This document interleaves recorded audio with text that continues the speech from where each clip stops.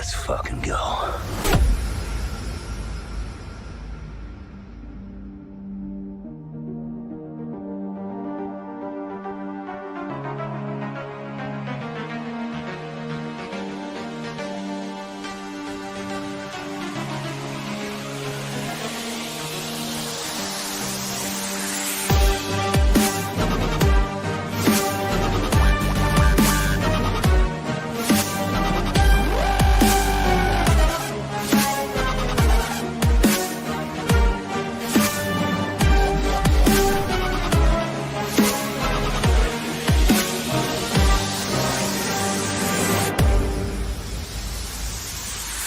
The Emperor has been expecting you.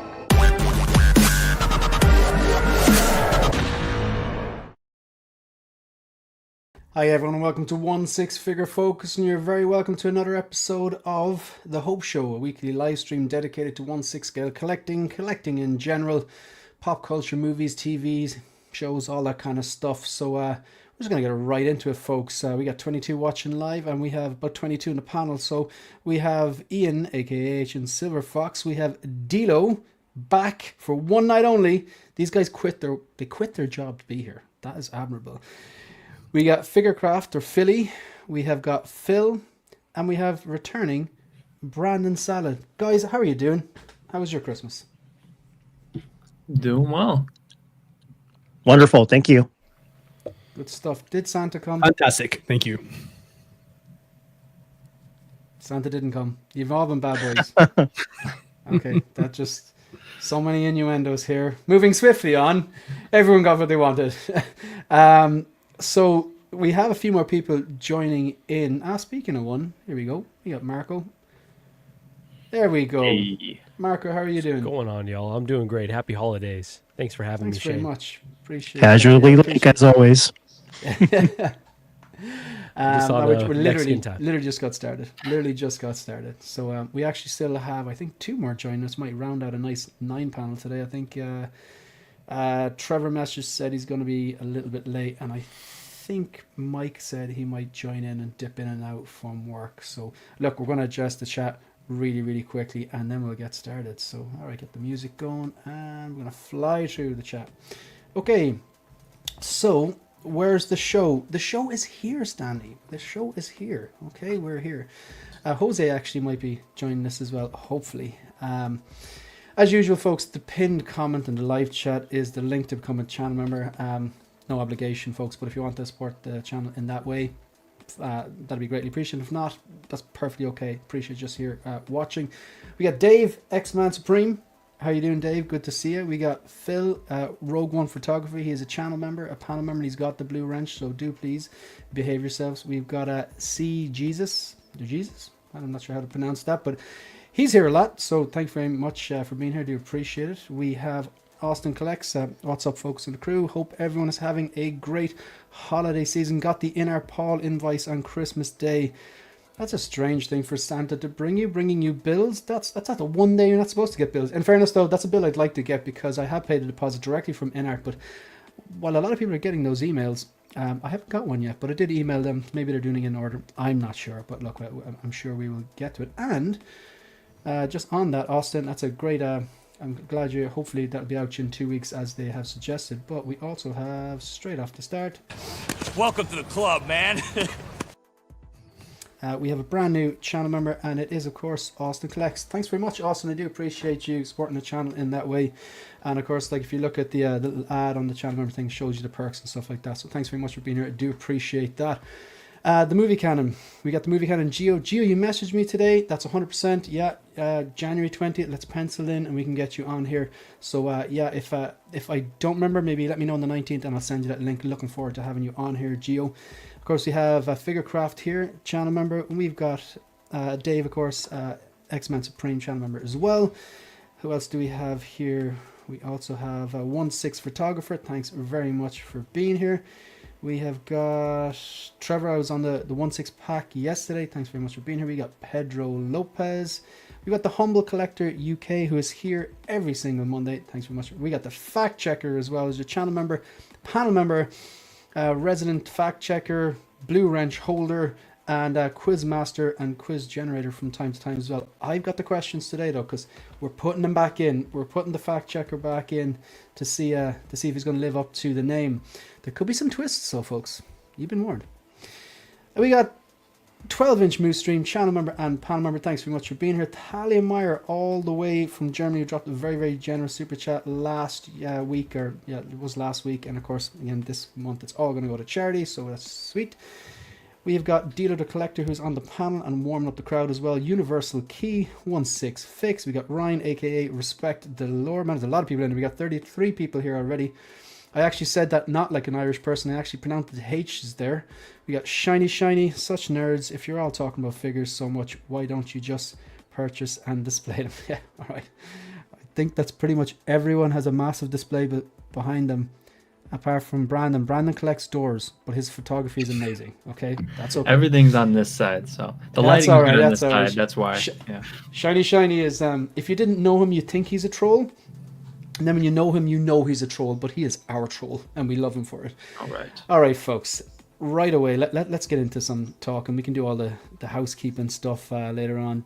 Dilo, you are up. What would you like to talk about? Let's see here.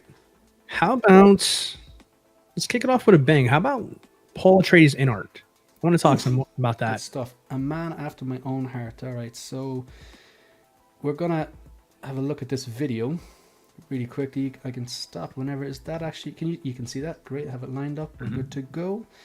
And we'll just get this here. All right, so what do you think of this, like, from what you have seen so far? Anyone at all? Dilo, anyone?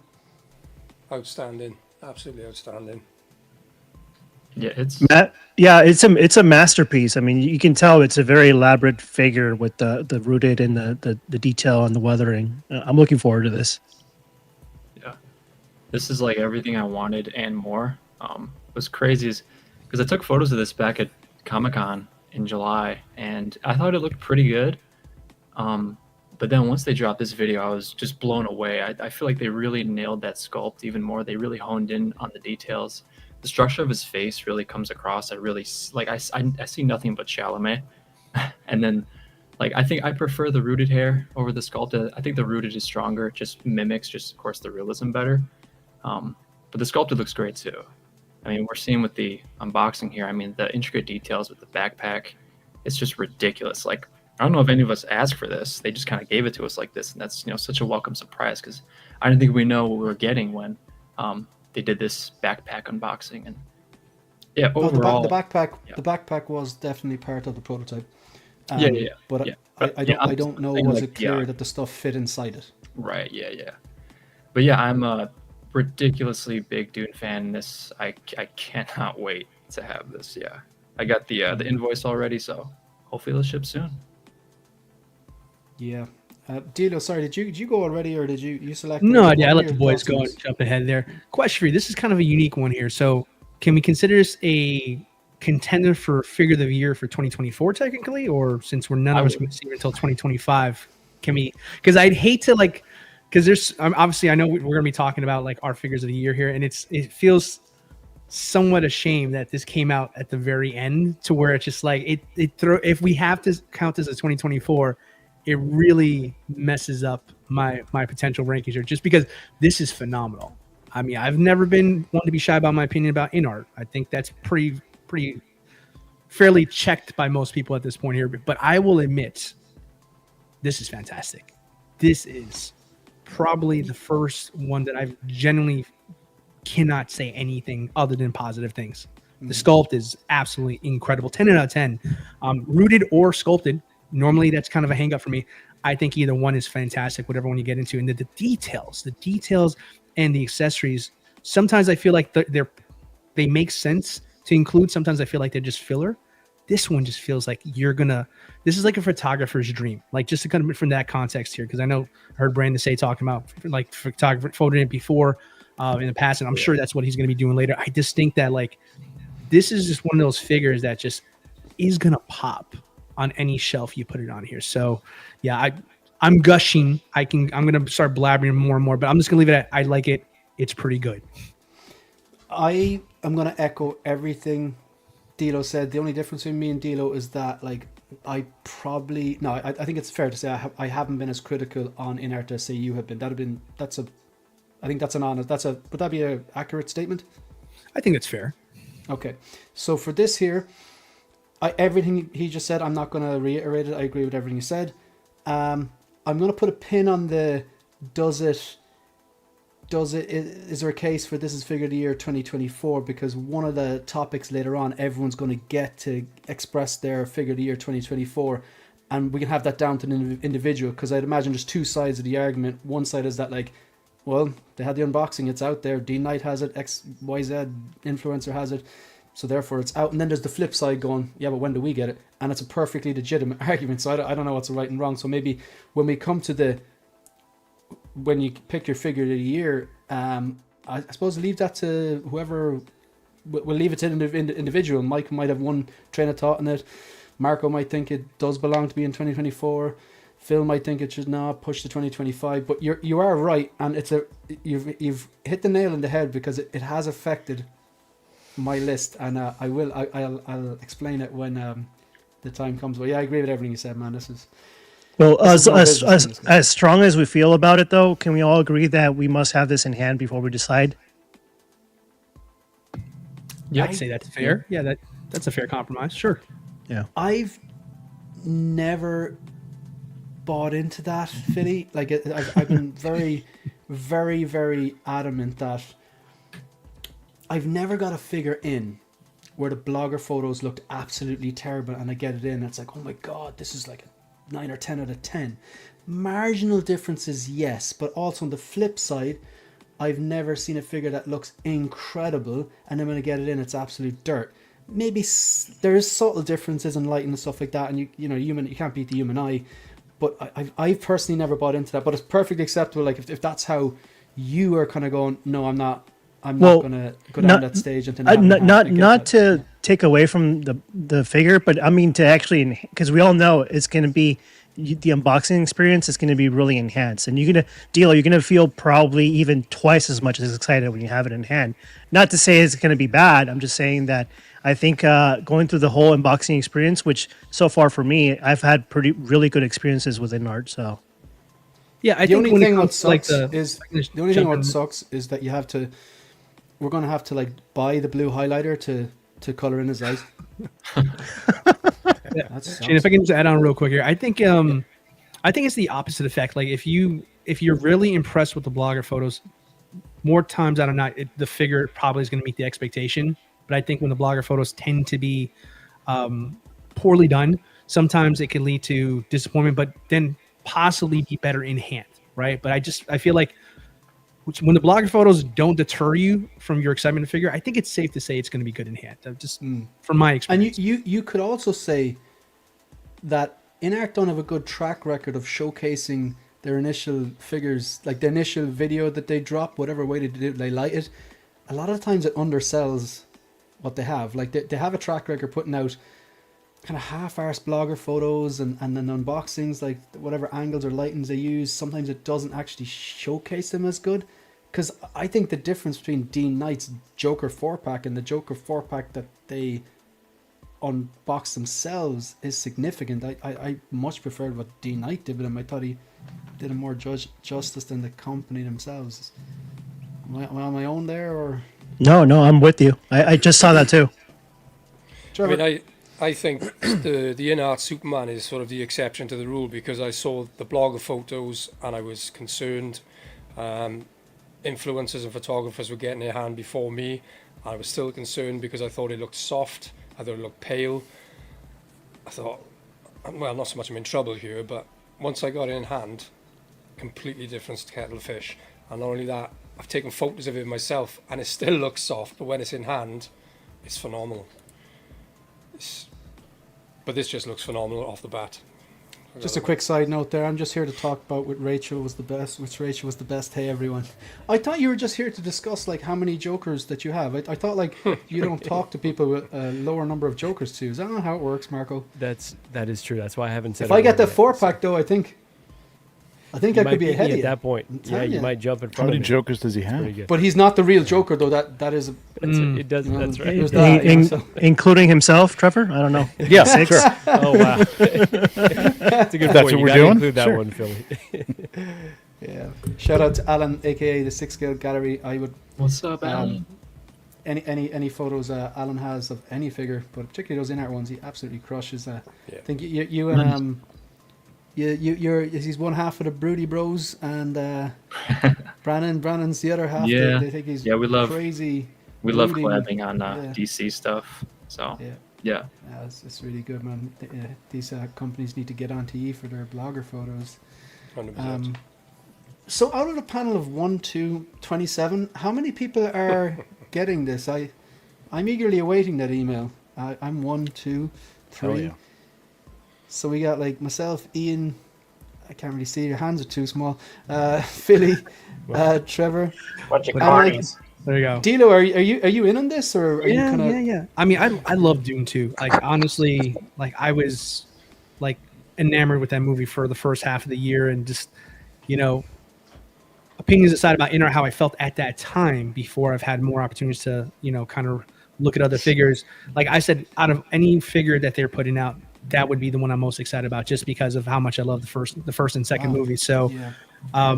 So yeah, as you can imagine, like I'm thrilled that the final product came out so wonderful here, because obviously that gives me more confidence to potentially get more products from there. But yeah, this one here is just, this is excitement times 10, like for me on this one here. Out of all the figures that they have done so far, this is the one I'm probably most excited about. So I can't wait to get this one in hand.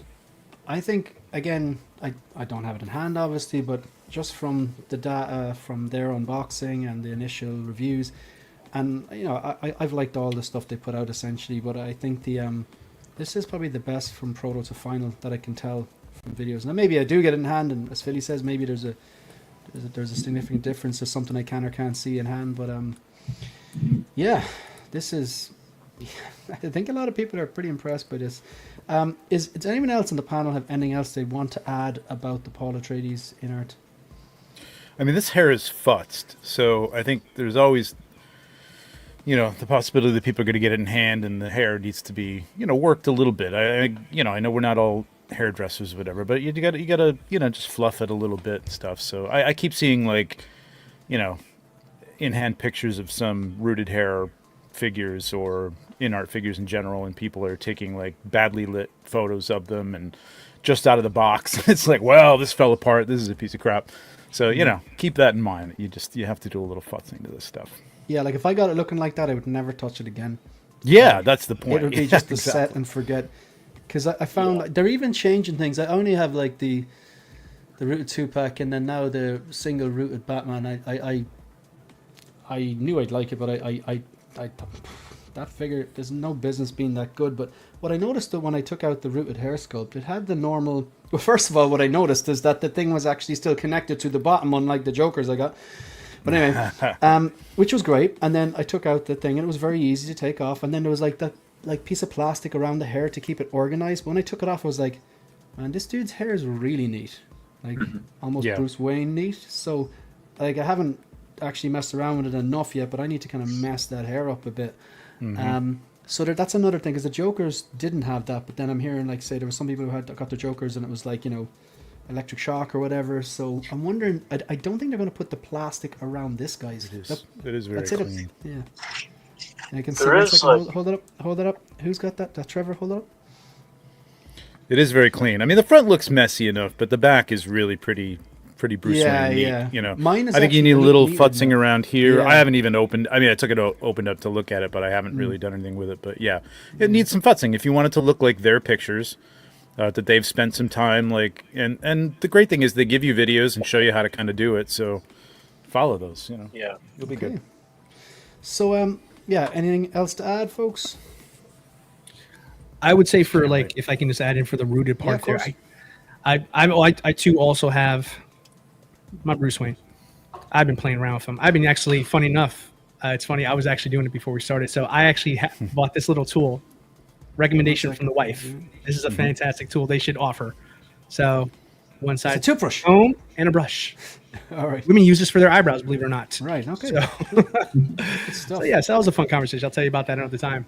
But one thing I will say though is just that when I think the styling out the box is quite well done. The only issue I have is this: once you have to get to the eyes, like you in a way you're almost breaking the seal of like the really good like gel or spray work, whatever they do to make it look the way they do. And honestly, you kind of ruin it once you open it up to work on the eyes. I enjoy the hair. I think the next step, the next evolution in 1/6 is I think kind of what J&D is doing with the magnetic eyes. I feel like nice. I think that's going to be the next step because I don't want to mess up the hair. I mean, like you said, none of us are stylists here, so can I get it back to it? Yeah, more or less. But I don't think I'm going to get it perfect. Yeah. So I think magnetic eyes would be the only thing I would say I'd like both companies to start doing more of. Yeah, I think that would be amazing because I don't like that method. I would just say, just be careful with the comb on Adila. I mean, it's probably a good tool. I would use a pick mostly because you don't want to pull apart too much of that clumping and the gel that they've got in there because it can get really bread and butter fly away. You know what I mean? So just lightly on that, I would say. The little believe me, brush right here, very thin paint brush right here, and this. Yeah, the paintbrush is great. Paintbrush is Don't great. comb it like you would comb your own hair. No. So yeah, that's a good point. That's a good point, Trevor. So yeah, just lightly touch this. Yeah. I love this Austin Powers quote. And Stanley, is any Zendaya coming? Oh, I hope so. Don't know. I hope so. I'd be in for that, honestly. All right. Shane, can I? Everyone's been talking about the hair. I just want to mention the suit design because I remember watching the first Dune and seeing the still suits and thinking that would make a really incredible figure. And I was mostly thinking about Jason Momoa. I think Duncan Idaho is the character's name, right? Yep. As that, would be just a really, really neat figure. So the fact that we can get this still suit in this scale, really excited to add this one. And then, just turned out really, really nice. So hopefully this is kind of Inart turning the tide and becoming in the collector's favor again, because it seems like a lot of people have turned on them. And I don't know that that's completely fair. I've seen a lot of really positive things from them. So, or fair or not, hopefully this is a good trend of getting figures out quicker and of just having really strong releases. What will be telling is the gap between now and when the majority of collectors have them in hand. No I doubt. think that's the... Can I ask a quick poll question, Shane? If they were to do a second figure from Dune or more figures, I mean, would you want more figures? Would you want a Duncan Idaho? I'd want a Lady Jessica, and I'd be happy with those two. I think that would be good for me. A pair. Like, Yep. Which version of Lady Jessica of the? I would want swappable faces. I don't know. Probably Dune 2, though. Probably Dune 2 is more interesting. You want for her. tattoos, yeah? Tattoos Yeah, on the outfit and stuff, Yeah. It's a little more interesting. I think for me, I think I'll just call it a day with this Paul. Yeah. Well, I was wondering that, if people are just okay with this as a representation. Leto Atreides would be interesting as well, right? I know you can get that from other companies, but Og Toys did a pretty good job of that one too. Yeah, it's just not rooted hair. But shout out to Ben Thomas. Ben, everyone else quit their job to be here. There's still time. Slacking. Great to see you. All right, folks. Anyone else on Dune? Looks amazing. Okay, good stuff. All right, so gonna remove this, and Mike, you've been very quiet there. So, and I had you in the back for about an eternity. So I apologize. What do you want to do? Well, let's talk about Sabine. Okay, cool. 1 second. Do I have this? I do. It is already here. There we go. Sabine Wren. Take it away. I'll be back in 1 second. All right. Well, this is day one for me. Super excited for this figure. I thought that the sculpt was always a great sculpt of a person, but I thought the likeness was a little off. And I know I'm the only collector who thinks that. But I think it does look better in. I just watched a video on Instagram, and it does look a lot better than I thought it did. But it was never an issue whether I was going to get it or not. And I've said this before, like, even if it doesn't look like her, it's still a representation of the animated character. So I don't care if it looks like the actress or not, because I really want it as a representation of the show, the animated show, Rebels. Because Ahsoka was very hit or miss for me. I fall on the side of enjoying the show, but there were a lot of missteps, and her character specifically didn't really work for me. The choices they made coming from animation to live action didn't really work for me. But I'm very excited to build up the Rebels crew. She's a huge part of it for me. So yeah, she's coming home. So you be displaying her with the helmet on then, Mike? No. I think this sculpt is too good. And that's kind of that's always the frustration I have, because the helmets are also very cool. You can go from Bad Batch to however many other figures with helmets we have. They give you such great sculpts that you're paying for, and so it's a shame to just helmet them. And I have to display this. It's also because it's not like I'm, showing another clone head, right? Those I can kind of mix and match with helmets, but this is such a unique. Do you think unique sculpt? Do you think Tina will root these? Oh yeah, Trevor, right? Wouldn't that make a huge improvement? It's already canceled, man. It's already canceled. Sorry, it's already canceled. It's out the door. It can never be reordered. Yeah. Nope. No, never. No, I was saying, like I said in a chat, like I would love. I pre-ordered everything right off the bat. I have Chopper. It came in. I ordered it when the show. I think they started soliciting it before the show was over, right? Or am I wrong about that? I believe they did, right? I think you're right. Yeah. Yeah, or at least after it just started. It was very quick. Yeah. Yeah, and I loved Rebels. Loved the cartoon. Loved the characters. Had the Black Series representation, but I wanted this. 1/6 it looks great, and the designs looked good, and having seen the stills and stuff looked good. But this show went right down the tubes for me pretty quick, and I'm not doing it any. Like if somebody came out with a cartoon third-party head for this, I'd go back and buy it and get the head and display them that way as like almost like the Ahsoka from Clone Wars or something like that, like a representation of the cartoon or something. But yeah, I don't know. I think I'm out of Ahsoka at this point. Gotcha. So, but you have Chopper. It looks great though. Looks great. What are you gonna do with Chopper? I don't know. I love Chopper, and Chopper, he was great. His characterization was spot on, so like I'm good with Chopper. Right. So yeah, right. I don't know. I got you. I didn't know if you were gonna get a Hera maybe for him. Well, I have her ordered. I haven't canceled her yet, but I probably will. So we'll see. We'll see. I don't know. Gotcha. Yeah. Well, anybody else looking at this or what? I'm Team Trevor. Only I never watched Rebels, so I won't be picking it up. So I've nothing to add really. I do think it looks like her though. Maybe a little soft, but I do think it looks like a. Mm-hmm. Yeah, it's going to pop on the shelf with the colors, and especially if you've got like a CCFL or Neo LED saber and the kind of hair and what it's just the colors are very unique. So kind of reminds me of Jamaican flag. Anyone remind Jamaican flag? Yeah, I've thought that too. Yeah, it's a cool color scheme. I mean, she goes through a lot of different iterations in Rebels, so I was curious to see what they do with her for this show, and I like the color choices here. But I heard Ian talking about this before. We definitely have added some more kind of texture with the paintwork in her hair for sure. It's definitely a flat. Yeah. Yeah, to be honest, that was my issue. I thought the hair was pretty bad, but after seeing today a Chinese collector's video in ambient light, and the hair looks far better than these blogger photos. I think you and I watched that same. Mm-hmm. Yep, that changed my mind on it. So yeah, it's a big difference. These photos just, I don't like it in these photos. That's what I say. I've seen renditions of the infamous Bob Dylan with longer hair, and it looks really good. I have to admit, it looks really good with long and short hair. And there's even the Trevor, the animated version hairstyle.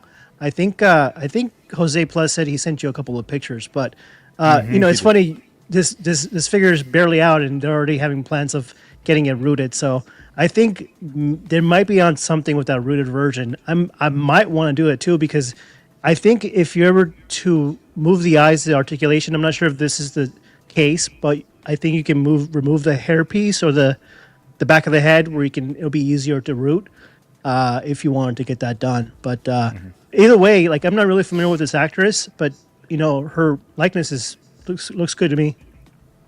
It's definitely coming home. Yeah, she was like perfect casting for. Oh yeah. Coming from, I mean, she was just like, she's got a great face for this character. Mm-hmm. Pretty cool looking Mandalorian though. Yeah. I know, right? So what do? You have all your Mandos holding their helmets? I mean, you got to make some choices there. I'm gonna go out on the limb here. This is probably the first Mandalorian that we've had with painted nails. I'm just saying. You could be right. She's a graffiti artist, I believe, in the Rebels show. Did I make that up or? Yep. No. She's an artist. I guess it's pretty cool. Painted up a TIE fighter, and it's very cool. Yeah. Anyone else? So who's actually getting this in the panel? I'm getting it. Right here. So Dilo and Philly. Anyone else? I'm ashamed to raise my hand, Shane, but I am getting it. I know you're going to say you don't need it.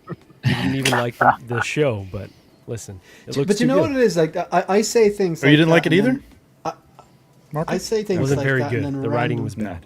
Yes. Yeah, I'm not a fan of the show, but like I say things like that, kind of half joking. I wouldn't say full joking, half joking, and then like random people in the chat be like, "Collect the way you want, Marco. Don't mind him." And it's like, we're friends. I'm joking, and then it's like, I think I put myself into your mentality, and I'm like I'm kind of going. There's so much coming out. Yeah. That I cannot buy something unless I love it. And I did a video as part of I'm doing like a video every single day for the 12 days of Christmas. And one of the videos was, I do it every year, my pickups. And I looked at them and I was like, that's not bad. As in, I think I maybe only got like 12, I got 13 figures. I got 13 figures. But every single one of them would be argued a triple threat. The only missteps I made were I purchased the Toby, which that was when I got on hand. I was like, okay, I'd heard all the negative feedback and stuff, and it's like, okay, this isn't going to work. And the Kenobi Vader, which is outstanding, and I won't say anything bad about it, but I was like, no, I think the smart decision is just replace the Return of the Jedi Vader in the original trilogy part of your section of the collection, and it was tough to pass that on, but like bar that, those two, and I wouldn't even say they're missteps. I know there's people. The Kenobi Vader is still bloody top 5, top 10 figure of the year, I think. But the rest of the figures was like, okay, yeah, no, you could totally justify that. That's original trilogy or that's whatever. And it was like, there's nothing there that it was impulse, if you know what I mean. Besides those two, but then I think about like, say, people are kind of going, oh yeah, kind of like the show, and then I stress for them sometimes. It's like, but then again, maybe they make more money and have more space. So. That's or just are actually real collectors. Yeah. Did you just say real collectors? There's real collectors. That's right. Yeah, maybe. Yeah. If this show would I think a lot of people are picking this up because of the love of Rebels more so than the Ahsoka show. So. And I would do that. Like that's what I was getting it for, because ultimately, I hung on to them because I didn't care for the show, but I would be happy to have them on the shelf as Rebels. I think they look great. They did a great job with the likenesses, and I think the casting, at least the looks of them, was great. I even think the acting was pretty good. I thought the dialogue that they were given to speak was horrendous, but other than that, I like them. But I kind of in the Shane category now is where it's got to be a triple threat, and it's got to be kind of more representational of the show, because until I can add more room, and even then, I just kind of want to curate things. It's getting a little overwhelming. Yeah. This is true.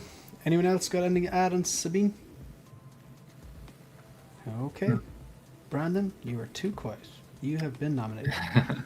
Let's go Supergirl. No problem. Okay. This was like one of those weeks where, bar the Inart stuff, so much dropped, and I was like, oh, I'm so glad I don't have these on pre-order, because it would just be like beans and toast for 2025 for me. Like, so. Tough. Give me your thoughts. Brandon, you give me your thoughts on this. talk me through everything. Did you Yes. like the movie? Did you like the prototype? Do you think they've improved? Movie. Yeah, I actually really liked the movie. I thought it was pretty good. I mean, yeah, it had issues here and there, visual effects, whatever, but overall, I think the story was pretty strong. I liked the a lot of emotion there with Flash and his mom, and I thought that stuff was great. And then the introduction of Supergirl and the introduction of Keaton returning was just so much fun.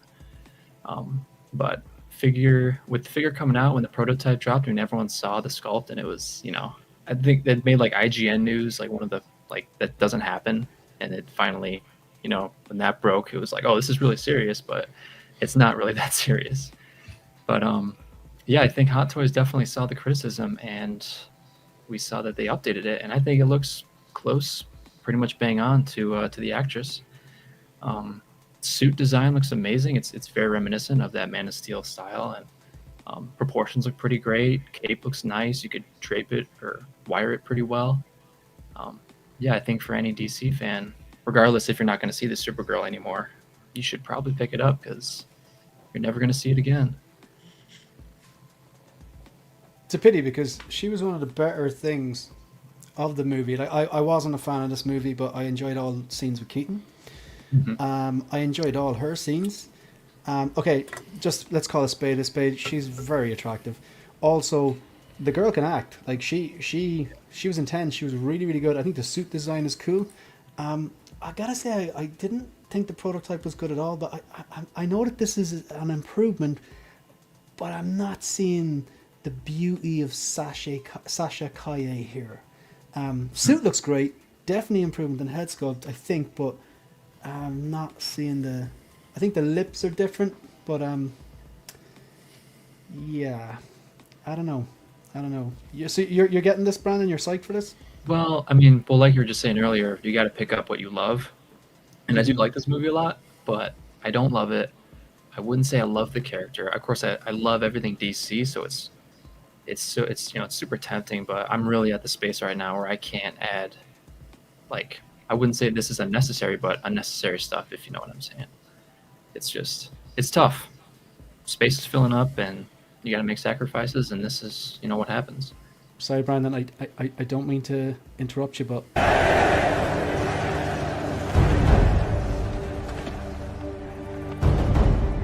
Is there no one else? please welcome to the stage Oh, there it is. the artist formerly known as Jose Plus. Jose, thanks very much for being here, and thanks very much for making the questions for the last few weeks. I have made the questions today because there's going to be some twists and turns today, folks. Stay tuned, folks. Stay tuned. I heard that. So Jose, I'm a little nervous, but I mean, it is what it is.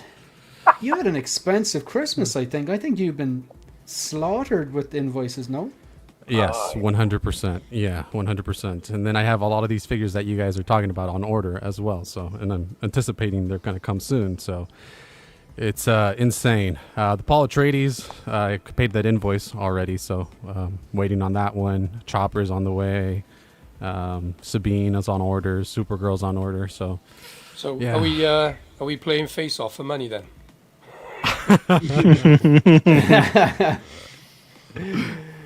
Yeah, myself and Jose are going to hustle you.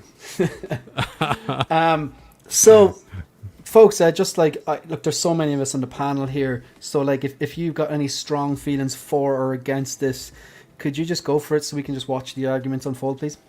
Whoever wants to chime in, positive and negative criticism, go for it. It's funny that because it couldn't have come out in a perfect time because we just got our Man of Steel. I'm sorry, BVS Inart, and I saw these two paired up in a photo, and they look amazing. I mean, the color scheme is a little bit off, but they really look good. I mean, it's she did a great job as an actress, and I love her in the role, and I think Shane, I think the one thing you might probably change your mind in regards to the figure is maybe perhaps if it was rooted.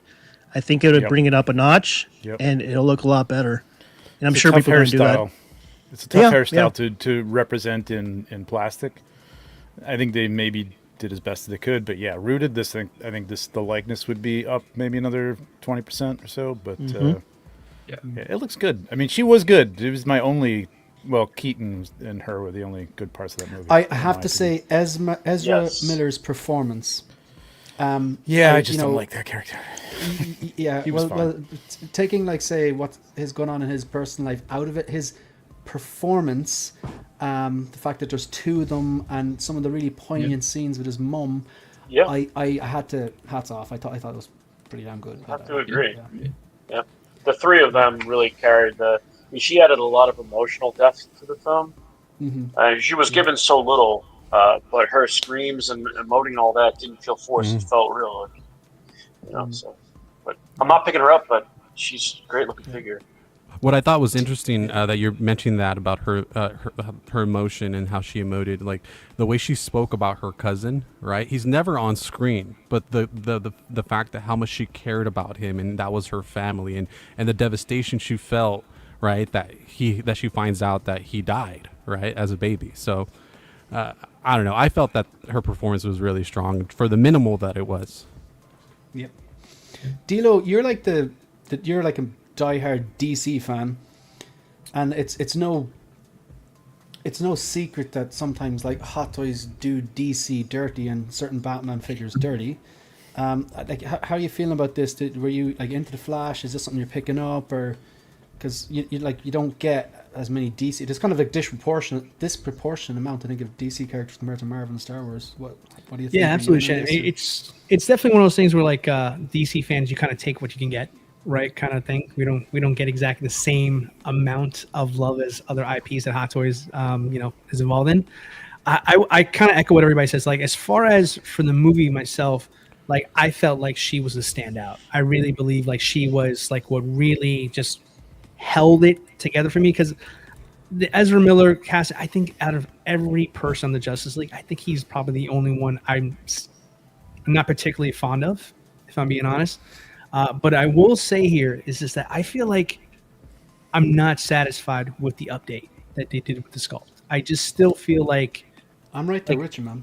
I mean, the silhouette makes sense because she has a very strong jawline. Like I wish I could have a jawline like that, But as far as like paint, I feel like it feels flat. I mean, again, it could just be the photos. I've seen a couple videos. I'm still not incredibly sold on it there. I feel like there could have been more detail in that there, because she's a beautiful young woman, but it just feels like in the head sculpt, she's there, but she's not present, if that makes sense. Like, I just feel like a little bit more. I feel like the whole line itself, to be determined. I feel like it was just like, let's just get it out. Let's move on to the next thing here, because the Batman, not crazy about that one either. Specifically the Affleck one, to be clear. Keaton, I think, came out the best so far. But I mean, overall, like Supergirl itself, I mean, she's a character I don't need multiples of, right? So, and I know that there's another one on the horizon. In fact, I think they just made an announcement about her movie with Momoa, going to be Lobo, which is that's correct. Really exciting news, right? So that's on the horizon here. So like I'm perplexed here, because do I get her or do I wait for the next one to come out there? Now the next one is going to be more traditional Supergirl. So I'm leaning a little bit more now towards waiting and holding off on this one and getting that one, or possibly see if this one comes. Right, Dilo? What's that? The next one's not going to be a Latina though, right? So that's a 100%. That's a consideration. It's true. 100%. Yeah, and this is the Supergirl that goes with Henry's Superman. So it's whether it's the multiverse or not, they're from the same thing. So same it's universe. his Supergirl. So same universe, absolutely there. But I mean, at this point here, I mean, gosh, I mean, how long has it been since that universe started? What has it been? 10 plus years, if not more, with the Snyderverse. It kicked off on 2013. It kicked off 2013, right? Man of Steel, man. Yeah. So I feel like now anything that's coming in this late into this universe that we know is now going to be replaced by another one, I feel like unless it has like its place already as cemented as something iconic, like a Henry Cavill Man of Steel or a BVS, for example, I feel like anything else is kind of a bonus. And maybe for myself, curating like you guys are curating, being very specific, very particular on what you're picking up, I feel like since I know there's something else coming, I think I'm so far removed from the movie that I'm almost okay with just going by and just going with the next one that's coming out here. The one that I'm I feel like it's going to be more of a connection for me as I know Supergirl, not this one. She was amazing. Like, honestly, I was not like excited about the casting. I was like, she looks nothing like Supergirl. But when I saw the performance, I was like, wow, she really does embody the character. But having said that, I mean, time fades and, you know, the excitement goes away. And honestly, I've just lost excitement for this one. So I think I'm just going to wait. I think I would be happier with the next one as opposed to the one now, just for me. Yeah, I kind of get what you're saying as well, because, like, as in, I've made no secret my collecting is rooted in my love of movies. And while I do give respect to and go back and read some comics and graphic novels and watch their animated counterparts, I wasn't the kid growing up with stacks of comics. It was movies were my thing. I think a lot of us are like that. But I think for, like, someone who's grown up with comics all their life and they get an on-screen Supergirl, they kind of want the more traditional look, you know, with the skirt and all that kind of stuff. And was Supergirl, was she blonde hair, or what was her traditional look in the comic? Blonde. Yeah. So they probably, and then, like, but the thing is, if this character here was, maybe if we got a few more movies with her, she did such a good job in that Flash, like, she could have been, they could have won people over, but she didn't get the chance to.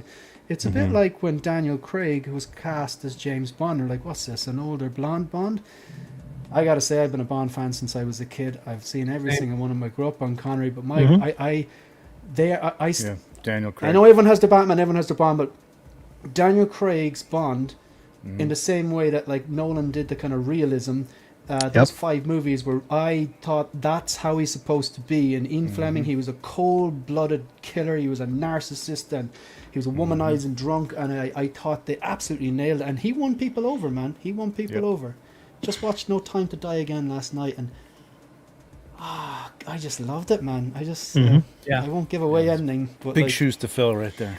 Absolutely. Well, going back to D'Lo's point, you know, they did delay this figure, and if they took forever to kind of get this out, they really should have refined those details. And I agree with you, D'Lo. They should have done a better job with that. We all know they set this aside to get some Star Wars figures, you know, ahead of schedule. So this is going back to what you said, Shane, is you know, Hot Toys doing DC dirty, so that sucks. I haven't seen a lot of these images, like, admittedly from the blogger photos, the final shots, but okay, yeah, maybe not. I was thinking the Paramount lighting and the photographers here know that doesn't really help, and it's going to be hard to give her, like, some nice soft Rembrandt lighting because of those curls being in her face. It's just going to create a shadow over her eyes and stuff, you know. So it may be a lot of this darkness under her eyes because most of this lighting is Paramount top-down lighting, and it's just that's kind of a harsh look sometimes on a woman. I think the proportions look like her face, man. I don't know, like, I don't know what it is about it. I think a lot of it is the hair. It's honestly. the hair. I think, I think your face looks pretty spot on, actually. Like, looking back and forth. Philly and the fellas were talking about how because you guys were talking about Sabine and getting her rooted. But they were talking about this one too, and I was like, don't even get me started, because I might talk to Tina again and be like, you know what, maybe let's do Supergirl, because imagine what that would look like with a rooting, you know, from Tina. I think it would take it to the next level, and I think she could do those curls there, and it would look really. Jose, really you great, need Tina on your payroll. She's already on my speed dial, man. We talk all the time. Yeah, there you go, Marco. Catch your cell phone. The word you're looking for is unique. She's unique looking. She's a very handsome woman, for sure. No, she's gorgeous. She's not for me. Comely. Stunning. So, does anyone else have anything to add on this, or like, who's getting this? Is anyone on the panel picking this up? You got Philly. DC fan. Yep. Two of 10. 2 of 10. I got Supergirl on order. Yeah. 3 of 10. Okay. Yeah. All right. So, right. Look, I'm going to go through some basics here before we move on. So, folks, if you're joining now, if you're one of the 52 people watching live, thank you very much. I really do appreciate it. If you are one of the 4,254 practitioners of common sense and you're a subscriber, I do thank you very much for that. And if you're not, what are you waiting for, folks? Hit the like and subscribe button. Do appreciate it. No, only kidding. All support is greatly appreciated. Shout out to our members. We got 2 different tiers, and of course the pinned comment in the live chat as usual is the link to membership. We've got 1 new member today, thank you very much, who will be added to the list. So we got Vita, Tiny Art Guy, Parks Industries, Figurecraft, who's here on the panel. We got Blair Dad Life. We've got 1-6 Shooter, who is here on the panel. We have got Figures in Fandom, previously Evil Sneaker. We got Yomo, Howard Potts, Ian, aka Agent Silver Fox, who is here on the panel. We got Jose G, the Fact Checker, who is here on the panel. Brian Wong, the Ben Thomas Show. Ben, we will always have 800. Eddie Money Mendez, usually a panel member, couldn't make it tonight. Jim Collector, usually a panel member, couldn't make it tonight. We got Lancelot's in Eric Corner, Thrawn's Office, who is here. Ryan Smith, and of course for the commanders, we do have your handles displayed at the end of all of the YouTube content like this.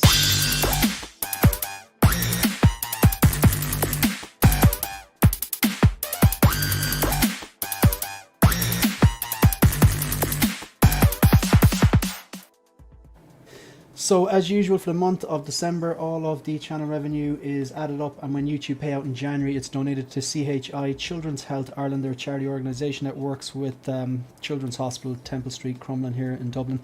Our last year's target was 250, that's what we got, and this year I'm happy to announce that we have broken our target. We have raised €292.08. That's a projected target according to YouTube Analytics, so we might even break that 300 plus. There is they usually send, if I make it when I make the donation in January, they send me a letter and they say something to do with tax, that if I provide my PPSN number and all that, they can actually tax write off something and we can get another 30% or something like that. So whatever it'll be, inevitably the charity will get more from it, a certain percentage more, and of course I will let you know in January when I do that. So thanks very much to anyone who super chatted, anyone who's considered becoming a channel member or joining and becoming a channel member. Greatly appreciate it. Thank you very much.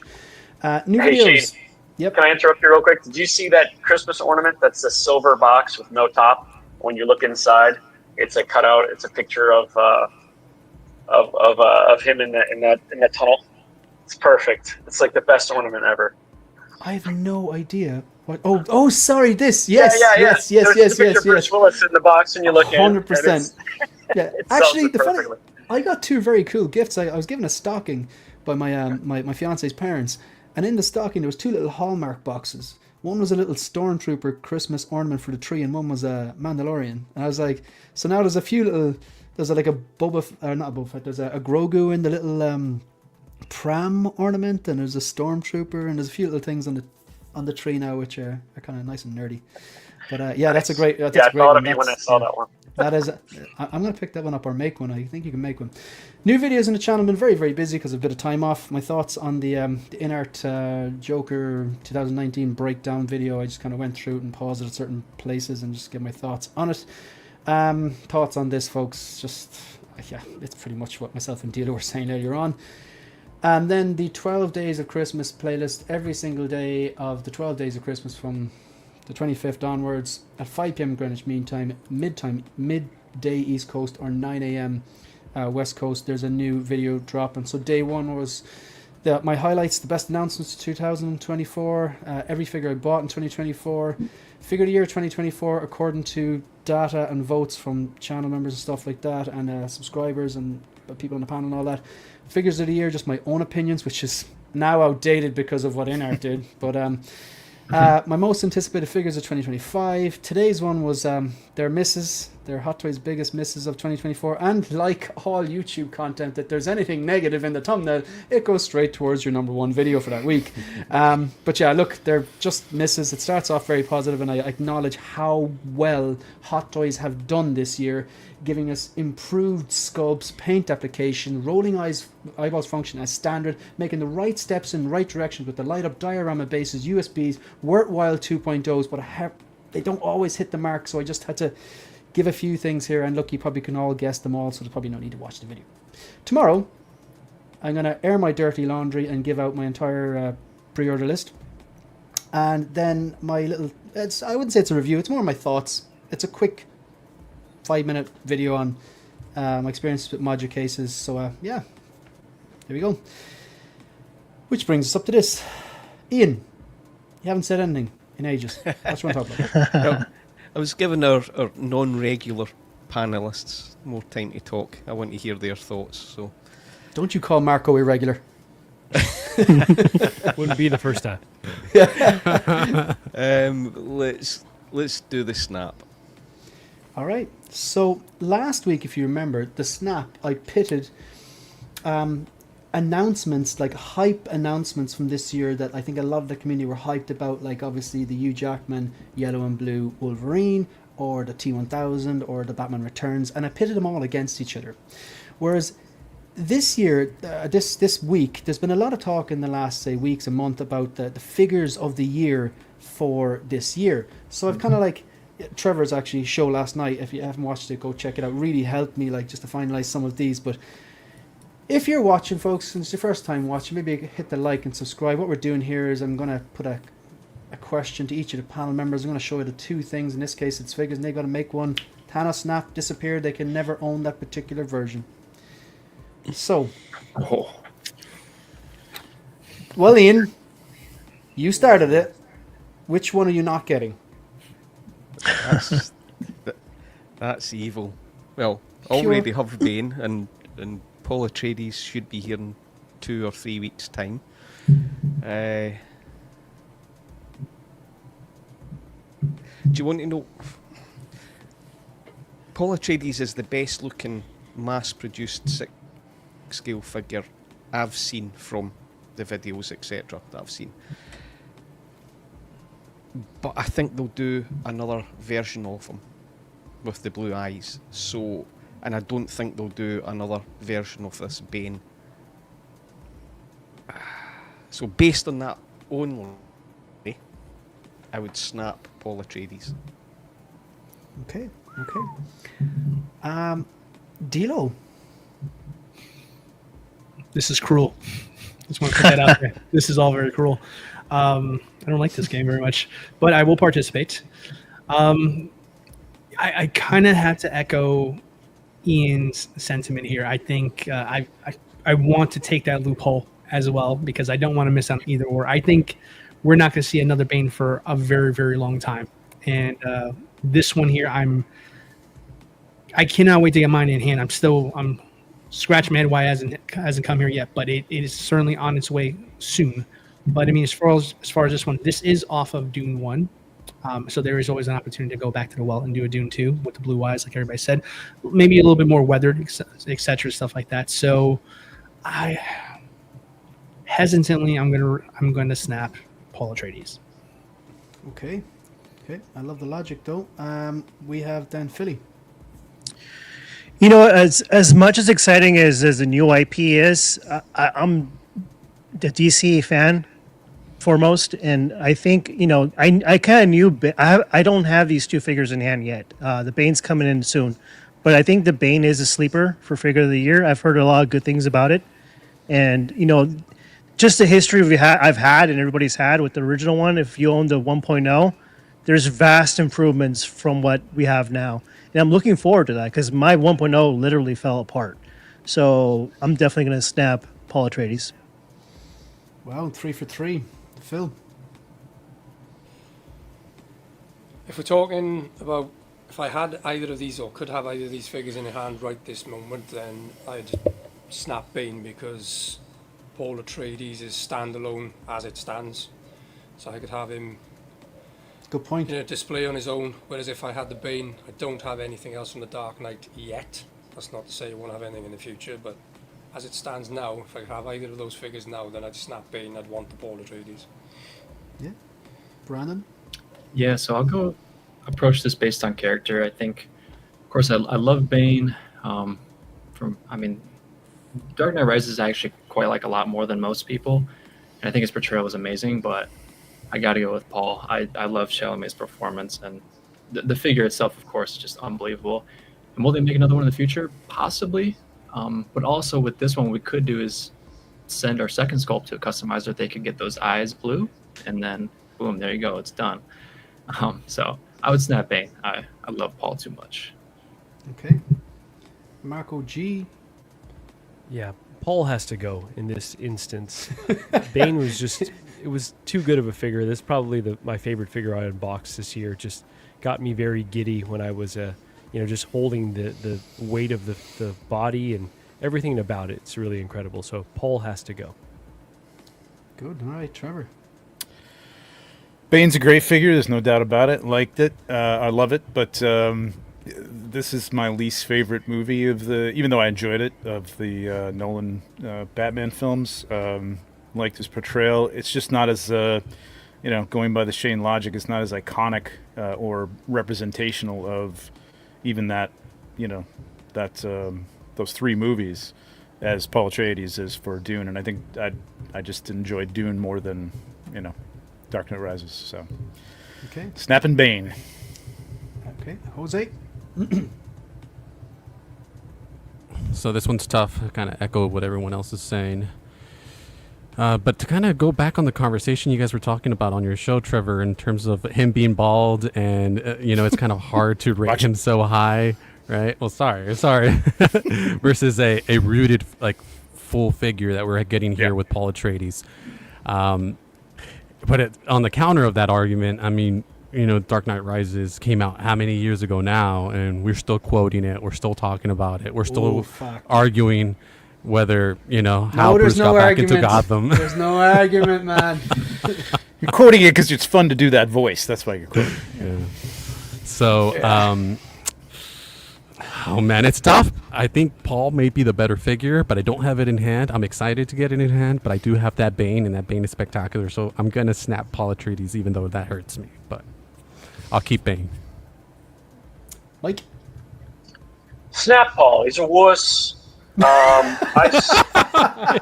He said it. Don't you talk about the Kwisatz Haderach like that. Exactly. I can't talk about it. I don't speak that language, and that's my point. I saw him in 2 movies. I have no connection to this character. He doesn't mean anything to me. He's culturally irrelevant. No one's going to be talking about these movies in 10 years. I promise. No, that's not true. We'll see what happens. The book predates Star Wars. I know, and no one talks about the book. So here's the deal. The movies made me read.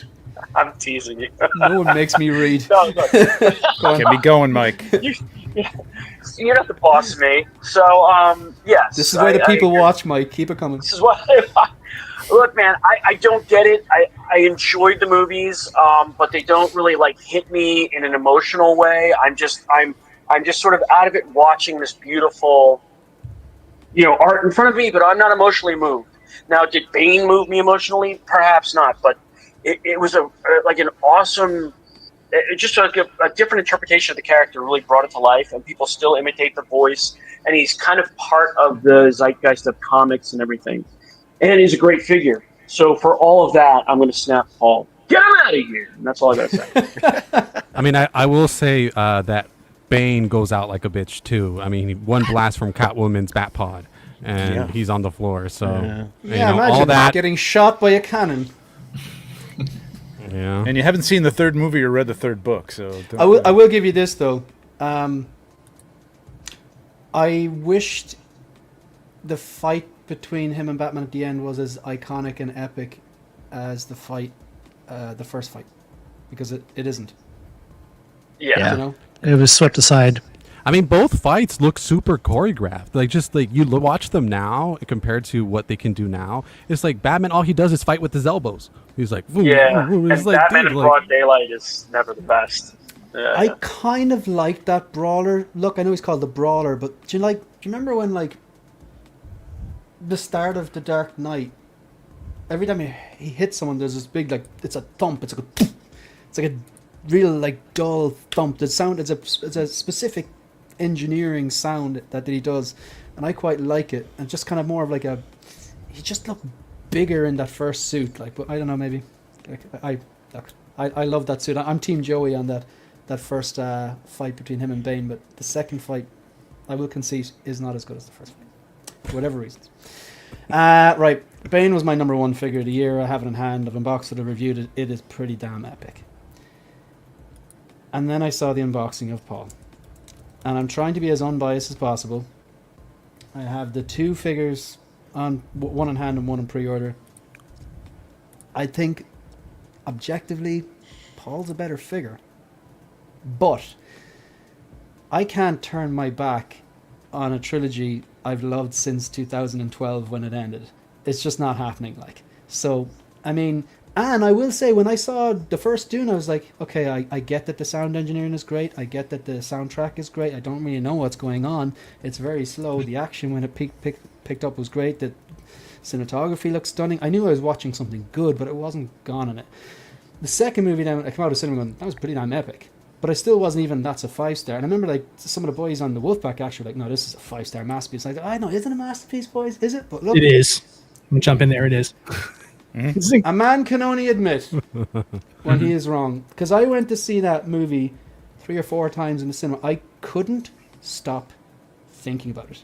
And I need to see things a few times and really take it all in. And it is a 5-star masterpiece. So I don't know how I'll feel after the third one, because I know the third book is questioned when I'm reading it at the moment. And it gets they weird. might have to change things, because they changed stuff in Dune 2, because obviously Dune 1 and 2 were based on one book, and when I read that, they did make some noticeable changes, so maybe they changed things to maybe for the better. But I can't as much, man. And the thing is, I don't know, maybe that third installment is amazing and it's one of the best trilogies of all time, and I thought Shyamalan was amazing. There's everything. You name it, cinematography, sound engineering, the acting, the dialogue, even little bits of humor as well, the action scenes. It had it all. It was epic proportions. But I can't turn my back on the Dark Knight trilogy. I just can't. Like, the only thing that could make me do that maybe is if the third movie is just mind-blowingly epic, and but like, no. So Bane, even though I think Paul is probably a better figure, I would rather own Bane and never own Paul than the other way around. It's gonna be a long show. Until Inart does their Bane, then yeah, right. There this one might be easier. Yeah. I don't know. Would you say that decision was extremely painful for you? Yes. Nice. Very good. Very good. Very good. I love that. I love that. Yeah. Do you feel in charge? Dilo. That's such a great scene. Because he wasn't in charge.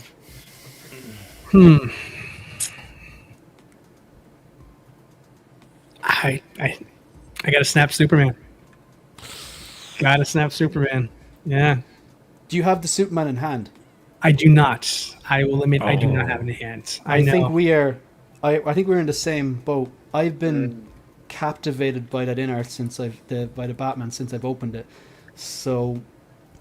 But the thing is, I know I can get other versions of Batman, but Henry Cavill is the version of Superman I have, so I'm just going to delay this and wait until you all say your bit. So Ian. I've got the Hot Toys versions of these figures, so I'm the poor cousin, and they'll do me just now. But if I were to pick, I would be going with Superman and snapping Batman, because we will get another Batman from Batman 2. Very good point. We won't get a Henry Cavill again. Okay, with that, he's just made my decision for me. Yeah, very good point. I'd snap the Batman and hope that maybe the suit stays the same and they do another one. Yeah, that's just too tough to call. Trevor? This is very easy. Snap the Boy Scout. I enjoyed the Batman a lot, and never really cared for any of the DCU movies. Cavill's great. I love Cavill in the role. Just never grabbed me as Superman, so don't care. Okay, Marco. Yeah, this is another incredibly tough one. I'm gonna say snap Superman. I think the Batman figure with the rooted option is just a little bit stronger, but they're both incredible figures. Fair. Brandon? Yeah, so I have both, and they both look stunning. There's the craftsmanship on them are just insane. The proportions are ridiculous. The sculpts are amazing. I still think the cowl sculpt on Inart could use work, but the unmasked is where it's at. Really? Wow. Yeah, I feel like I'm the only one. I agree 100. No, I've seen other people say that. I've seen other people say that. I don't. Much better in the sculpted cowl. Yeah. Wow. So yeah, I would snap Superman. I love 22 Batman with all my heart, so he's staying. Okay, good stuff. Phil? I've got the Inart soups. I was discussing this with Jim last night, funny enough, and I said that I would probably wait for the next Batman, even though it's 2027 before I assume we're going to see a suit and what have you. But, 2030 before Inart starts releasing that bad puppy. And it's October of 27 too. Like, jeez. Not even January.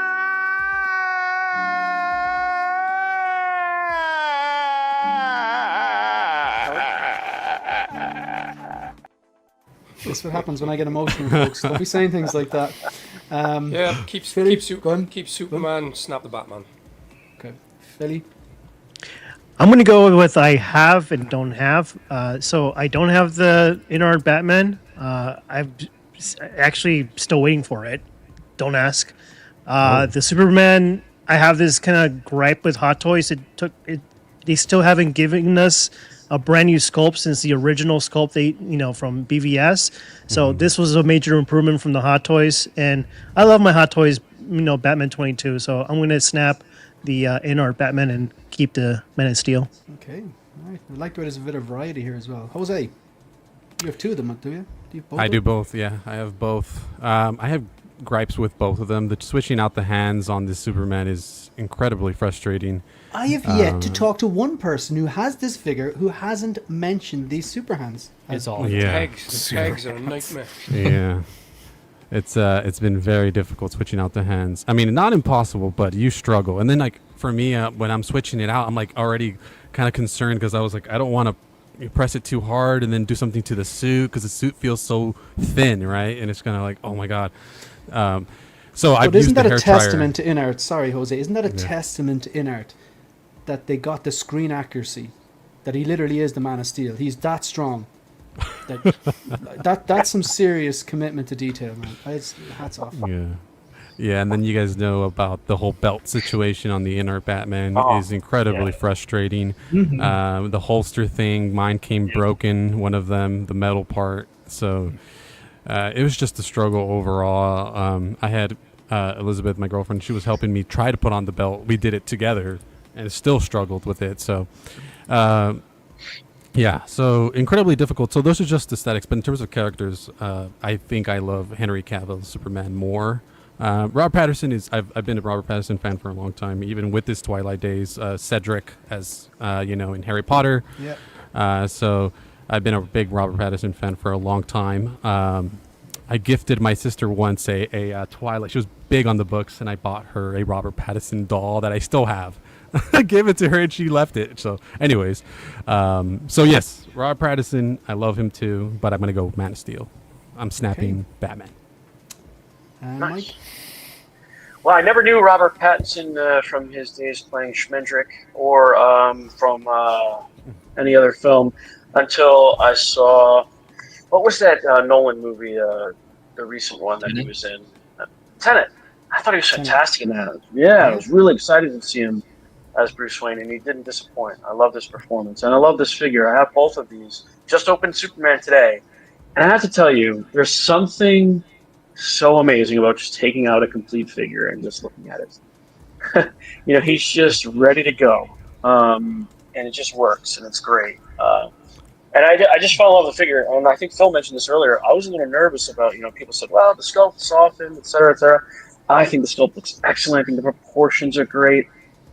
I think that having both of these figures and also having their Hot Toys counterparts, I would say that there's nothing necessarily better about the Hot Toys. That's Schmendrick, right? What the hell is that? Looks like a K-pop, check out the likeness. K-pop doll. Check out the likeness on this. Is that Backstreet Boy? Gary, you're an actor, Gary. Very good, very good. Oh God, that's funny. You're an actor, Gary. Matt Damon. Oh God. Oh God.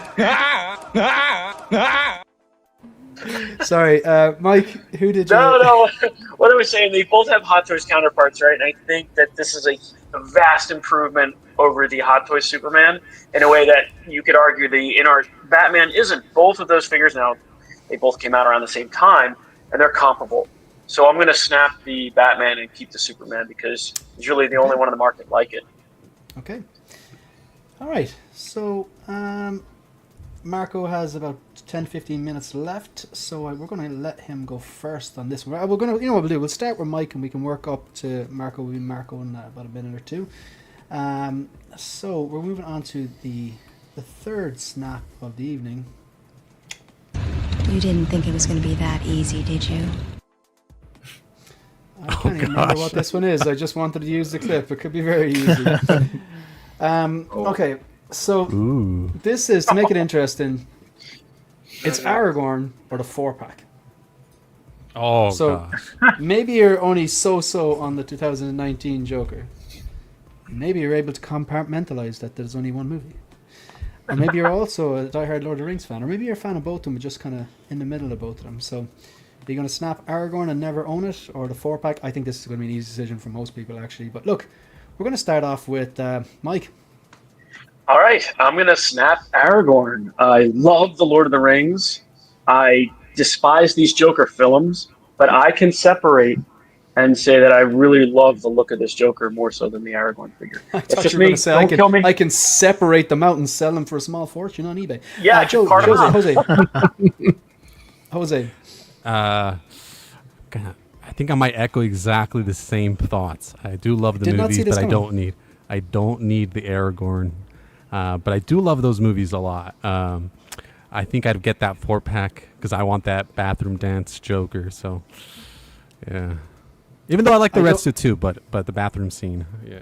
Fair. The bathroom scene is going to be the one that's going to spike on eBay, I think. If 100%. Trevor, I don't need to ask you what you're going to do. Yeah, considering I already have 2 custom Joaquin Jokers, and I've had those for a couple of years, and that's all you need to know right there. There you go. So he's gonna snap the Joker, obviously. Marco does like a Joker or several. What do you think, Marco? I am a big Joker fan, but I didn't love the first film. I think we've talked about that. I actually enjoyed the second film. I know I'm a sicko in that way, but I did enjoy watching the second film. Some people are just unpredictable. Yeah, I'm that wild card. So, but yeah, I think I'm snapping the 4-pack because this really is not my Joker. I think it does look incredible, and excited for the folks that are getting that 4-pack. If you really love that representation and you feel like you need that many Jokers, because I know that's what I like to do. If you really like a character, then get as many as you feel you need. But I will say the Aragorn, it's not a triple threat, honestly, right, Shane? It's not necessarily a character that I have to have in the collection, but that's right. But it is it's a really special 1/6 figure.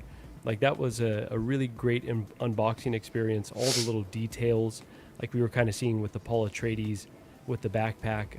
Inart is just kind of unrivaled from my experience with just all these accessories and just having just beautiful, beautiful details on the figures. So I'm snapping this Joker, and I would like to add 2 other things to my snap. I'd like to also snap Maggie Gyllenhaal, and then snap Jose's Twilight doll. Right to the good one. Yeah. Yes. Action figure. I'm with you. Man, No, that one's really a doll, man. the hatred. That's a doll for sure. Folks, just before we go on any further, I just want to go through a few chats here. So obviously Ben Thomas is here. He was one of the founding members of Bargain Bin Bros, and he was my 800 subscribers, and I was his 800 subscribers. So that's the context there, and he is channel up. So thanks very much. Ian is very quiet tonight. Don't poke the bear. Yeah, that's it. Ian's going to say something controversial. He's lining it up. And we've got some super chats, so greatly appreciate it. 1 second here, we got some super chats. Okay, so we've got some.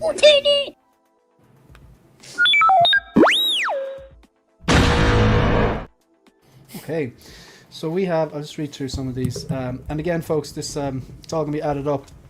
All the proceeds in December added up when YouTube pays out December proceeds or revenue, whatever you want to call it, in January and given to Children's Health Ireland. Trevor, I really appreciate it. Thanks very much for the kids. Happy New Year, everyone, and many happy returns to you. We got Ryan Respect the Lore with a £10 super chat. I met Ryan before, I believe, in a Star Wars Celebration. I think I'm getting that right. And so for the kids, really appreciate that. Thank you very much. And Thalia Meyer, who I'm pretty sure Thalia Meyer dropped a €50 super chat last week, so you definitely don't have to do that. But let's break the 300 barrier. We've definitely broke it now, and like I said, when I pay whatever it is, I'll get a letter in my door saying provide my tax details, and they can write off my tax, and they get more then, but I'll share all the breakdown on it in January. So we've surpassed our target, so thanks very much for helping Talia Meyer. And of course the Ben Thomas Show. Now Marco will say that this isn't real money because it's Canadian, but I will take anything, any form of money. I don't mind. Ben, thanks very much. That's very generous. I do appreciate that super chat, and all the super chats, they are going to a very good cause. Right, so back at it then. I was just about to go on to Brandon, I believe. Ooh. Yeah, this one's no question for me. Definitely snapping Aragorn. That Joker 4-pack's coming. I can't wait. I think it's crazy this month how they've dropped that 4-pack. Paul, Ron. I mean, like, this month was insane for Inart. Definitely excited for that. So, Aragorn's got to go. Okay. Phil? If money and space were no object, then Aragorn, Legolas, Gandalf, Nazgul, they'd all be coming home. And on that basis, I would snap the Joker. Oh, okay. And Philly? As happy as I am for everybody getting the 4-pack, I just couldn't bite on that. There's only 2 figures out of the 4-pack that I would have gotten, and like Trevor, I already have a custom one, so I definitely would have snapped the Joker. And not only that, but Hot Toys came up with the one that I wanted, so I got that one. And Aragorn was just a figure that I got introduced to the Lord of the Rings, and I'm looking forward to the future figures. And I had a hell of a time taking photographs of him, and yeah, happy to have him. Excellent stuff. Dilo? Yeah, this one might be a surprise, but I'm going to snap Joker in this one over here. Aragorn was honestly the figure from Inart that really changed my opinion on a lot of their offerings, quite frankly.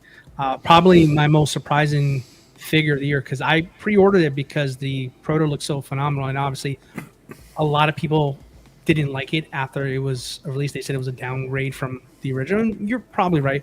But when I say like a figure that does not photograph quite as well as I would like it to, especially in those blogger photos, in person, incredible figure. Truly, like really just convinced me, like, okay, maybe these guys are not what I thought they were, right? Maybe I'm being too harsh. Maybe I'm rushing to judgment on these guys. And so since then, honestly, like kind of what Mark was saying, like the unboxing experience was amazing. Like I've done this for so long, and sometimes I'll be first to admit like there'll be times where I'll open a figure and I'll be happy I have it, I'll pose it, I'll put it where it belongs, and then I kind of set it and forget it. This figure, I was enamored by it. I put a video out, actually. My very first Inart review was on that figure there. So yeah, I've got to snap Joker. As much as it's really a fantastic 4-pack, kind of like everybody says, if money was not an option, all that stuff, I'm sure my opinion might change on it there. But for my in-hand experience with something like this one, I feel like this is probably one of the few figures that I think a lot of folks are sleeping on, Aragorn-wise, and I think it deserves its kudos, because it's a beautiful figure in hand. It really is. So I'm going to go with that. Okay, good stuff. Ian, I think I know the direction you're going with this, but well, actually, no, I don't. Well, I've got Aragorn. It's an exceptional figure. A big fan of Lord of the Rings and Tolkien's books. I'm in the minority. I love both Joker movies. I really do. The 4-pack, I'd have to snap because there's 4 figures in it. I've not ordered any of this. I actually cancelled the 2-pack. I'd much rather have Aragorn and have a more diverse collection rather than everything just being, well, I've got 5 different versions of Joker, etc. But I may pick up the Hot Toys one. So for me, it's a really easy one. Aragorn's staying, snapping Joker. Okay, good stuff. For me, it's easy too. I have the 4-pack on order.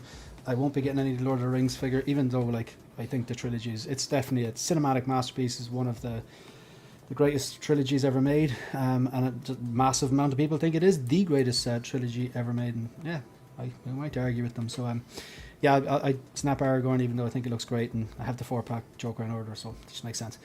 All right, folks. Marco, are you okay for another few minutes, or do you need to split? Probably got about 10 more minutes. Okay, good stuff. Right, so you can choose then. So you get to choose what we're going to talk about next. So I'll just put the grid back up. If you're just joining us, folks, hit the like button, hit the subscribe button. We have discussed Paul Atreides. We've discussed Sabine Wren. We have just finished the Snap. It took about 4 hours because there's a big number of people in the panel. And we've spoke about Supergirl. What do you want to talk about? Shout out to our buddy Big Bretta. Hope he's doing well. Let's talk about the Keaton Batman. Yeah, I'd like to second that as well. Jose, if you're watching the replay, we miss you, buddy. And yeah, just hope you're good. Hope the family's good, and it'd be great to stream with you again. So we are thinking about you. Yeah, but look, I'm going to start you off. I just want to grab a beer, so I'm just going to let it. Marco, you're in charge. Actually, put Ian in charge. I will get demonetized. Ian, you're in charge. You're in charge. You keep the boys in check, right? So, yeah. Marco, you can start. Ian's in charge. All right. I'm going to have to blur out this entire section. Right, so I got to put up the... we can edit this later. Of Nickel Kitten. Here we go. Kitten. Jesus Christ. There we go. Jesus Christ. Jesus Christ. That's a really good impression. Okay, Marco, let's go. All right. So be back in a few minutes. So I'm curious to hear what everyone's thoughts are of, how this sculpt came out, because I've seen some pictures where it looks pretty soft, and I've seen other pictures where it looks pretty spot on, honestly. So this is one that I'm definitely excited for. I did enjoy the Flash film, much like Brandon. I know that that's not a popular take as well, but I like this version of the suit. It's definitely like a cool evolution of where he was with the previous films. So yeah, I think that everything about this figure that I've seen is very promising, but I kind of need a bit more data before I can say for sure whether it came out as strong as the prototype. And I think the only gripe that I've seen some issues with the collar. Like maybe it's frayed, and I don't know if that's intentional or if that's just just kind of a defect there. But what does everyone else think? I think I think it turned out pretty nice though. Hey Marco, I have a question. Are we all seeing like the same video or the same pictures of that collar, or has it been several unboxings that have a frayed look to it? That's a good question. I've only seen the one video. Excuse me, the I one picture. think So at least two I've seen. Yeah, okay, so it's not just one bad copy. Because that's my concern. I want to display the head sculpt, but I want that to look clean there.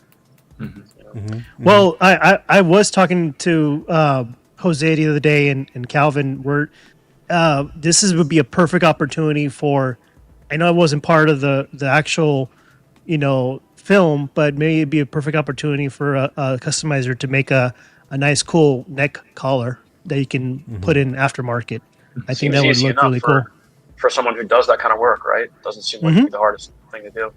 I'm really excited for this figure because I always wanted to have a Batman armory, and over the last few years I've collected enough Batman to maybe be able to do it, and I think he would make the perfect centerpiece, especially after seeing the film and knowing that he has that armory there. And it would look really, because initially my plan was to use the Bale figure for that, but I swapped that idea out for the Keaton because he's the elder statesman, the elder Batman who would have all of those other suits behind him. So I'm really excited to display him and with all the other suits behind. I'm going to start pulling out some eyes, dremeling some holes in those cowls, and I'm just going to really try to go to town and make it look like a Batcave in that. Oh wow! What do you guys think of the hair? I hate the hair. I think the sculpt is spot on, and the hair it just ruins the sculpt. I think. Yeah, I agree. I think the sculpt looks great, and the hair's off quite a bit. I agree with you. Too much volume, and I think it's a little too high on his head too. It's just slightly, but the volume is weird. It just looks strange. I don't know. Or are you talking like real life Michael Keaton or the toupee that he had in the movie? Yeah, both. no. As it looked in the movie, I just think it didn't even have this much volume as much as I remember. I don't know. It just looking back and forth between pictures of him in the same kind of pose in the same scene. It just doesn't. It looks off. It's hard to get to. how do I explain it? We saw the same issue maybe with the Han Solo, right? It's hard to have kind of poofy hair that doesn't look like a clump of hard plastic on the top of the head, you know? Yeah. Yep. Yeah, 100% agree with that. I mean, Michael Keaton's the Batman I grew up with, and I was excited to see him return. And I think this suit is phenomenal. And even the cowl looks really, really nice with those faceplates. I think you see Michael Keaton in those. There's always one goofy one. Go ahead. No, I'm just saying how many of us are going to display without the cowl. We're all going to display with the cowl. Right. And to me, you know, that I said that little, you know, biv that he has going on. I mean, that's his babero. Yeah, it looks really bad. It just, you know, the cowl is where it's at, and I think the whole suit, the smiling, especially the smiling smirk, I think that's where it's going to be a good display. Oh, well, I mean, for me, I mean, I was looking to pose with the head sculpt. Okay? So I wanted the Michael Keaton head sculpt, mainly because I'm going to have all the versions. So I'm going to have all the suits. I'm going to have 89, 92, and this one. So for me, what my thinking was that the cowl would stay on both the originals, and then we can finally have a old man Michael Keaton, let's get nuts from The Flash, displayed with the head sculpt. So that was my idea for this. So that's kind of what I was looking into it. So I see what you guys mean about the hair, but I've seen the sculpt in various videos. I think the sculpt looks great, so I'm excited about it. It's the only one you get the empty cowl too, so you kind of get a little bit of best of both worlds with this one as opposed to the other ones. At least you can still display that cowl. What I like about this is you see that it's the modern version of this suit. You see an actual evolution from the two suits that we've got from this, and that's what I really like. The overall look of this suit's fantastic. Even this one where he's smiling, like usually smiling doesn't always work, but look at that, like yeah, it works. Look at that. Yeah, he's the only Batman that's been able to pull off a smile, I think. Yeah, maybe that's the expression on the unmasked face too. It's a little just too, I don't know, it's not Keaton-esque. What do you guys think about that table, using the base as a table like that? Kind of cool. Yeah. It's creative. Yeah, it's clever. Yeah. Different. Yeah. I think the suit looks good. Really good. I think the faceplates and the cowl look good. I can see Keaton in the cowl. Am I wrong or no? Yeah. No. Yeah. That's definitely spot on. I mean, see that looks good to me. I mean, I It get the thing about the hair. It looks better there. Yeah. Do you know what this reminds me of? Something about it. And they've done it twice in the last month. They've done it with this and they've done it with the Bale. I know he's older here. Now, Bale was nowhere near his age when he shot The Dark Knight Rises, but they've kind of like... Do you remember that app a few years ago that you make take people a look photo older of yourself and it could age you? I think that's what it looked like. It's kind of like... I know it's trying to make you look older, but they're not done it right. I can definitely see Keaton. I get what you're coming from, but the hair is the weak point of it. I think A little too much volume in the hair. You know what? I'm looking at a lot of offline. I'm looking at a lot of pictures of his facial expressions, and his eyebrows are always very expressive.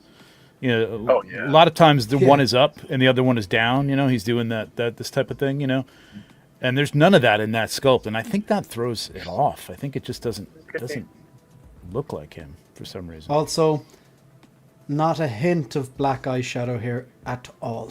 It's funny. The only Batman that actually did that was Pattinson. Yep. Everyone else is afraid to do it.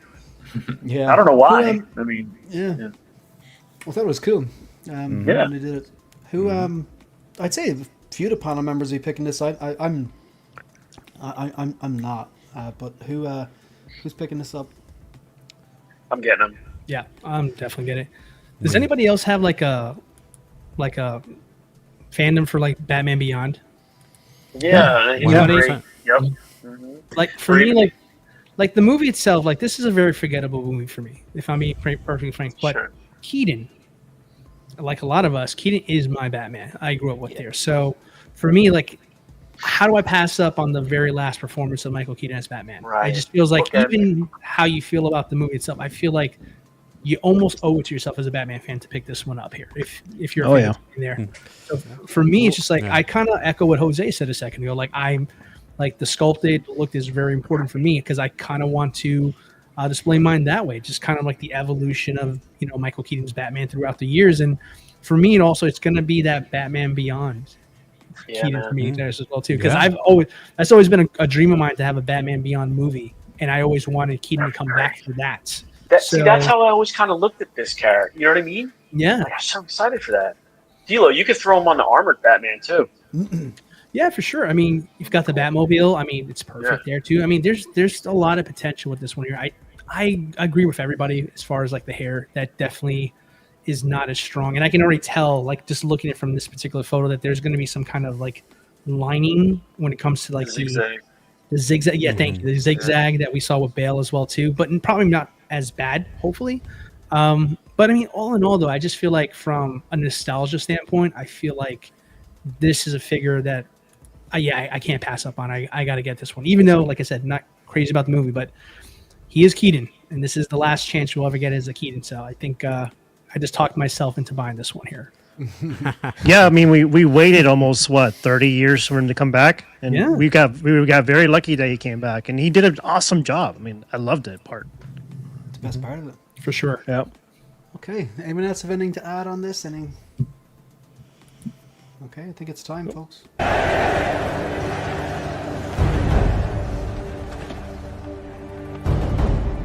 Is there no one else?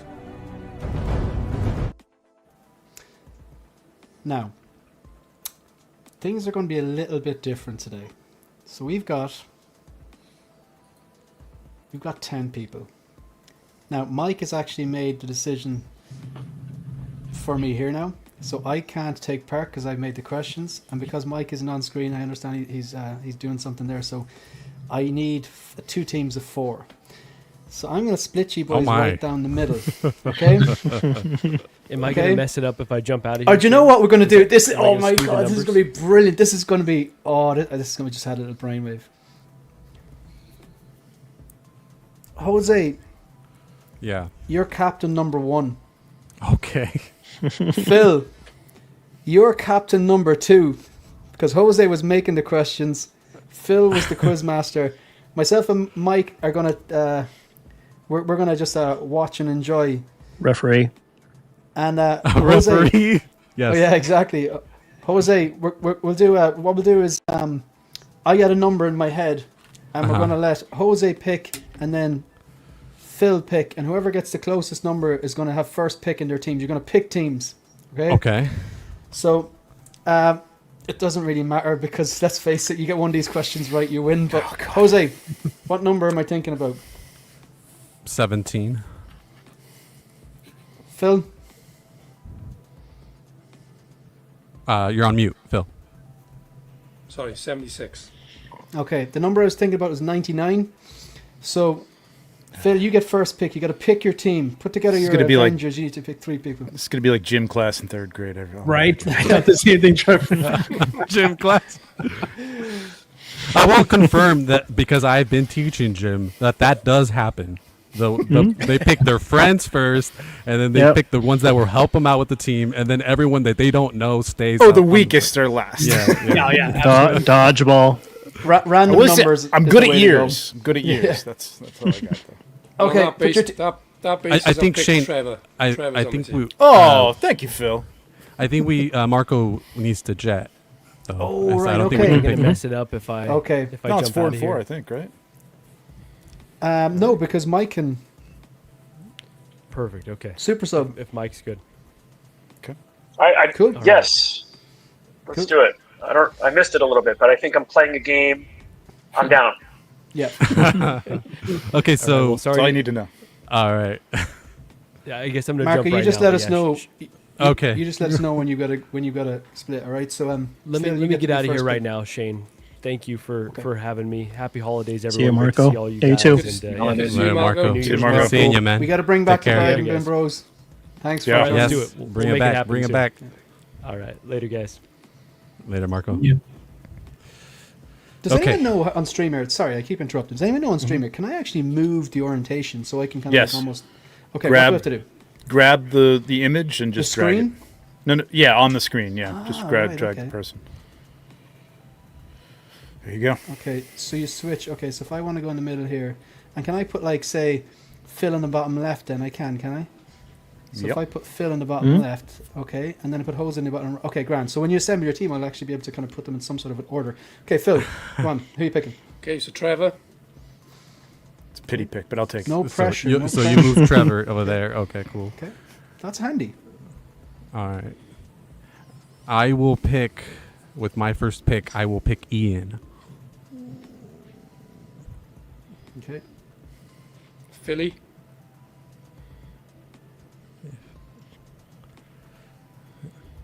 Okay, and I'll take Mike. So who do we have then? So then it's like, so Ian, your team is above you. Jose, your team is above you, and well, you can put What us about at the Tilo and middle, Brandon? and the teams on the left and right. Put So me and we have- Jose in the middle above you.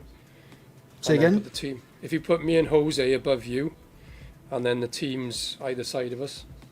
I can actually remember it because I can go like say whoever you pick, I'll put up like in an L.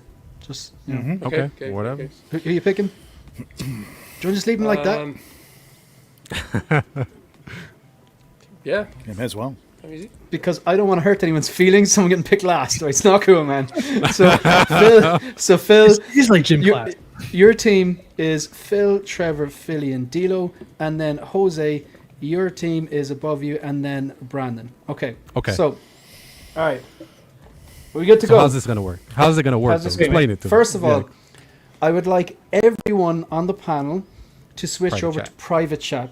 Okay, switch over to private chat. No mobile phones, no extra tabs open. It's the honor system here, but switch over to private chat because some people are just coming into stream. They haven't been into stream. They're going to answer the questions, and you might see by default no fall through yourselves. So look, folks, if you're watching, please do not type the answers just in case someone forgets to put on the switch over to private chat, and we'll get this going. Can I say something real quick? of This course. is really funny. This reminds me of Brady Bunch. That means Brandon is Alice Brady, and Jose is Cindy. There we go. I always thought he was giving off Cindy vibes. Why? Thank you. Why? Thank you. No Phil. problem. Yeah. Wait, sudden catch. So whose team did Brandon and I wind up on? Yeah, I didn't know. You're Dilo, like you're with us. you're Philly, Trevor, and Phil. Got it. Yeah. So You you're could be in the middle, Shane. You're the left. Yeah. Pardon? Maybe you should go to the middle, Shane. Good point. There you go. There we go. So There you go. then there's two Okay. L's. Yep. So There you go. Dilo to Philly to Trevor, and Rogue One is say Phil's team, and then say from Mike, Ian, Jose, and Brandon. That's perfect sense. Yeah, 100%. Okay. Yeah. Right. So we get the music going, and I'll explain how it's going to work. Get the music. Okay. So what I have is, as usual, usually we pit two people against each other, hence the term face off. And they'll each be asked a question. The first question will be, in what year was movie X released? The second question they'll get is, who directed movie Y? And the third question will be, who played the role of character A in movie B? Okay? So each of you will get the same style of question. It'll be three questions. Now, because it's a group thing, you're going to have to say final answer after discussion. We'll hear all your discussions, we'll hear your internal monologue and kind of going, you convincing each other that's right or that's wrong or why you think it is. So this will be a bit of fun. And then when you say final answer, like Who Wants to Be a Millionaire, that's the one we'll accept. But you have to say final answer. Is that fair enough? Yep. Yeah. Okay, so we'll get it started. So I think, Phil, you picked first, didn't you? Mm-hmm. Okay, so it's only fair that Jose's team get to go first. So best Okay. of luck to everyone. All right, so Team Jose, Team Plus. First question. Oh, sorry guys, I think they're going to get this. In what year did the movie Blade Runner 2049 release? I know this one. Should I just answer, or do you guys Yeah. want to talk about it? No, just answer. Ian's like, yes. Jose's like, 2049! So 2049 was released in 2017. You are And that is correct. final answer. That your final answer?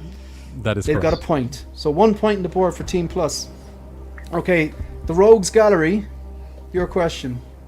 In what year was the movie Ex Machina released? So in what year did the movie Ex Machina get released? I actually know this one. You guys want You to? do? Go, Dave. Yeah. I do. What is it? Go What do for it. you got? Wait. 2014. Final answer. 2014, final answer. Okay. That ties it up, folks. Well done, Dilo. My man, Rogues Gallery Dilo. and plus, good stuff. Good stuff. Wow. This could be, Good, interesting. I might have to. It could be interesting. If you just joined us, folks, this is the Year in Review and Special Edition. Here we've got 2 teams of 4, and they've gone head to head, and they're at 1 apiece. Now we're moving into the second question, which is, who directed the movie Looper? So this is for Team Plus. Who directed the movie Ryan Looper? Johnson. Come on, boys. We know this. Ryan Johnson. That is true. Wow. That is true. I was shocked. 'Cause Final I love answer. that movie. I don't I know, like it's a Dallas good Efforts. movie. It's so good, man. So good. I love the way they make Joseph Gordon-Levitt look like a younger Yeah. Bruce Willis. A little subtlety of the face. nose. Yeah. So 2-1. Now, the question for the Rogues Gallery. Who directed the movie Edge of Tomorrow? Feel free to discuss it amongst yourselves.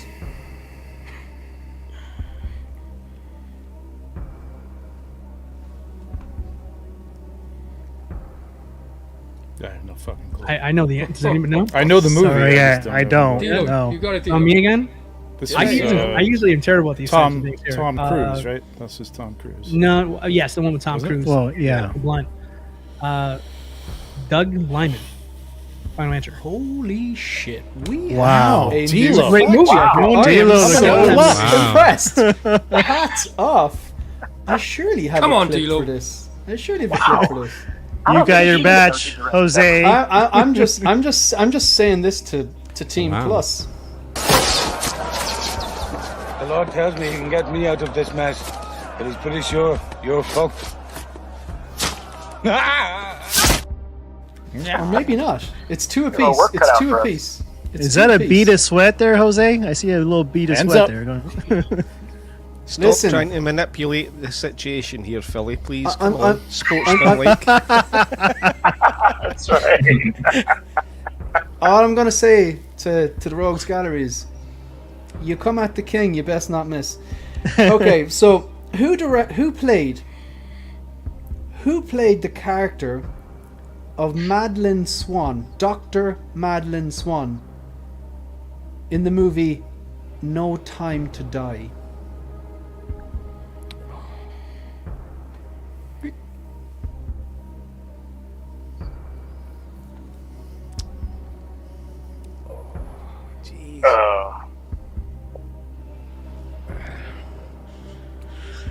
I don't. Ian.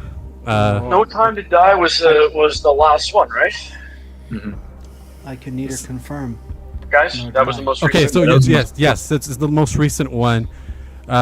She's not Ana de Armas because she was Paloma. So my guess is she is the blonde French girl from Blue is the Warmest Color. Her name is Yeah. Leia Sado. Oh, yeah. I'm terrible with the pronunciation, but I believe that's her name. Well, I can't pronounce it either, but it looks like Leia Sado to me. So we've got 3 points to 2. Well played. Good job. This is intense. I Jose, gotta say. very nice. Happy. Good Yeah. stuff. Face, Alright, but wouldn't so- know her name. Nice. Man. Take 3-2. that, Philly. Go on. For fun fact, she was gonna play Bella Donna from the Gambit. She was gonna play her in the canceled Channing Tatum Gambit film. So if you know Belladonna from the Gambit comics, that's the character she was gonna play. At the risk of sounding like Marco, when I first saw her in a Bond film, because that wasn't her first Bond film, I believe she turned up in his, I want to say his fourth outing as James Bond. Yeah. Possibly third, fourth. I think it was the fourth. I she's attractive, but I just thought, she's not really. She's been playing for a Bond girl. She But- was also an assassin in one of the Mission Impossible movies. Right. But she Also has in one of Dune those too, as beautiful well. Yeah, faces that's that correct, actually yeah. grows on you, man. She just she's stunning, man. The more she was in Dune as well. She's Yes, she's in Dune. Yeah, she's the one of the ladies that tries to seduce. What's his name? Fade out that. Yeah. Yeah. Well, folks, It's clear that Team Plus were neither shaken nor stirred by that question. Oh. I'm here all night, lads. I'm here all night. Touche. So this to even it up, to level it up, we're back to the Rogues Gallery. Sticking with No Time to Die, who played the character Q in No Time to Die?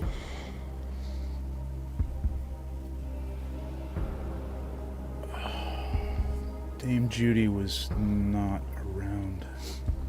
You said Q, correct? Q. Yeah. Was she M? I forget. No. Wait. Come on, Trevor. Was it? He played Scarecrow, right? Like, is that him? No. He was in the Mary Poppins sequel. He's an English actor. I just don't know his name. This is All right, I know the answer. I'm. You guys are making me look way better at this than I actually am. Okay. Is it Ben Wishar? Wishar or something? I hope I'm Ben Whishaw. Yeah, but final answer, Ben Whishaw. Yeah, what he said. Okay. What he said. That's my answer. We've got a deadlock, folks. Oh my god! Oh my god! I thought I didn't get it. Deadlock. There. Okay. Wow. Okay. Okay. Which is just as well that I've got more questions for you. Right. Oh my God! More questions. Yeah, there we go. So we've got a round 2 in this. If you're just joining us, we're doing Ultimate Face Off here. It's kind of like Ultimate Fireball in France. We've got 2 teams of 4. We've got the Rogues Gallery, which is Phil, Trevor, Philly, and Dilo, and then we've got Team Plus, which is Jose, Brandon, Ian, and Mike. They both got 3 out of 3 working as a team, but You didn't think it was going to be that easy, did you? and we're back to the start. This question, just to mix it up this time, just to mix it up in the interest of fairness, we're back. And Phil, we're going to let your team go first. That could change everything. Phil, in what year? I was trying to dig deep for movies that maybe we don't talk about that much that I think are amazing, or at least very, very good. I love this movie. I haven't seen it in ages. In what year did the movie Ronin release? That's R-O-N-I-N. Ronin release. Ronin.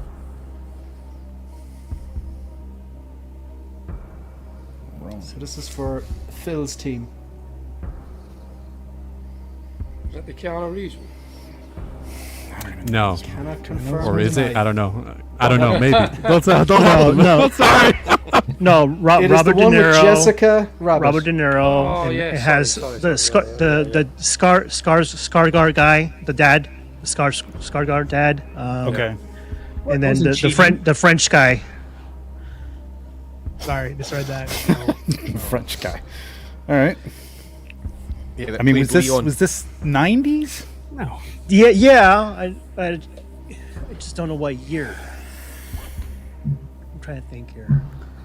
Yeah. So which Skarsgård? The dad, the older guy, the dad. From Andor. Yes. What have you sacrificed? That guy. Gonna have to push you for an answer, folks. I don't know. 97, 98. Folks, What can do we you- get a what do you consensus want? on a final answer? It's You guys earlier than make a that. call. Earlier than that. Is it? 95? I think it's. I don't know. Phil, you want to go with 95? It's somewhere between Kilo? 90 and 96. Okay, I'll give you I remember they had an Audi in that car in the chase scene, an Audi, and I'm trying to remember the year of the Audi. But what year was that Audi? I've never seen the movie, so I'm just. You never seen the movie? Okay. I've never seen the movie. I've heard of it. 97 I'm or gonna say 98. 96 or higher. Like I don't know. Yeah. 98, 97. What do you think, Phil? Trevor, I think you've mentioned 97 already, haven't you? Maybe that's I'm guessing, man. subconsciously, maybe. That's the correct answer. I don't know. I have no idea. So I'm just. It's just a guess. But I'm not bad at the years sometimes. So Guys, just ask D'Lo. He knows the answer. D'Lo, Can we ask you? I'm sorry. 97 or 98, pick one. I don't know. Well, hey, since you got all Put right, your hands up, man. You pick. Oh yeah, should Because Philly thinks it's Hey, after did 96. somebody say put my so- hands up? Jeez, okay. I'm joking. All right. Jose. You're under arrest. Jose is in 97. Let's do this. You want me to tell you? I mean, if you guys forfeit, I'll tell you. 98. 98. 98. 98. Is that your final answer? Final Final answer. answer. Final answer. Yeah, 98. That is the correct answer. Didn't they say I'm really 97? I'm really hoping that there's no googling going on because like it's way more fun that. But like, if you Well just done, join us, both teams have Yeah. got all four. Teamwork. Well, yeah, we got the 4-3 just to level it up in I round think that's the 2. second question I've gotten right ever. You were due. You were due a win. So we're back over then to Team Plus. This is Jose's team. This question is for Jose's team. In what year did Leon, the professional, release? Jose's gonna know this. This one I know. That was in 1994. Oh, That's the French final guy. answer. Final answer. Yeah. Oh, I said 3. It is the correct answer. Jesus We're Christ. neck and neck, 4-4. So we're back over to And the also Rogues featured Gallery. Natalie Portman. Natalie Portman, It did. her That's first right. role. Mhm. That's how I knew. That's how I knew. You I had got no that right. idea. 93. Yeah. So, back over to the Rogues Gallery for your second question, round 2 here. Who directed Minority Report? Oh. Can I just say it? Come on, Dino. Yeah, yeah, 100%. Spielberg. Yeah. Final answer. Who? Steven Spielberg. It is Steven Spielberg. Yeah. Yeah. You're right. It is. Damn. Small director. No one's probably heard of him. Real Yeah. art house stuff. But yeah. So, man, no one's budging here. This is interesting. To level it up, we've got 5 points to 4. To level it up, back over to Team Plus. Who directed The Martian? I know this one. Ridley Scott. Final answer. Final answer, it is Ridley Scott. We're joint at 5 apiece. Sir Ridley. Yeah, Sir Ridley Scott. So 5 all. And going into the final question of round 2. Rogues Gallery. Now here's what's going to get interesting, I think. It's a make or break you. Who played the character Danny Flynn? Danny Flynn in the movie The Boxer.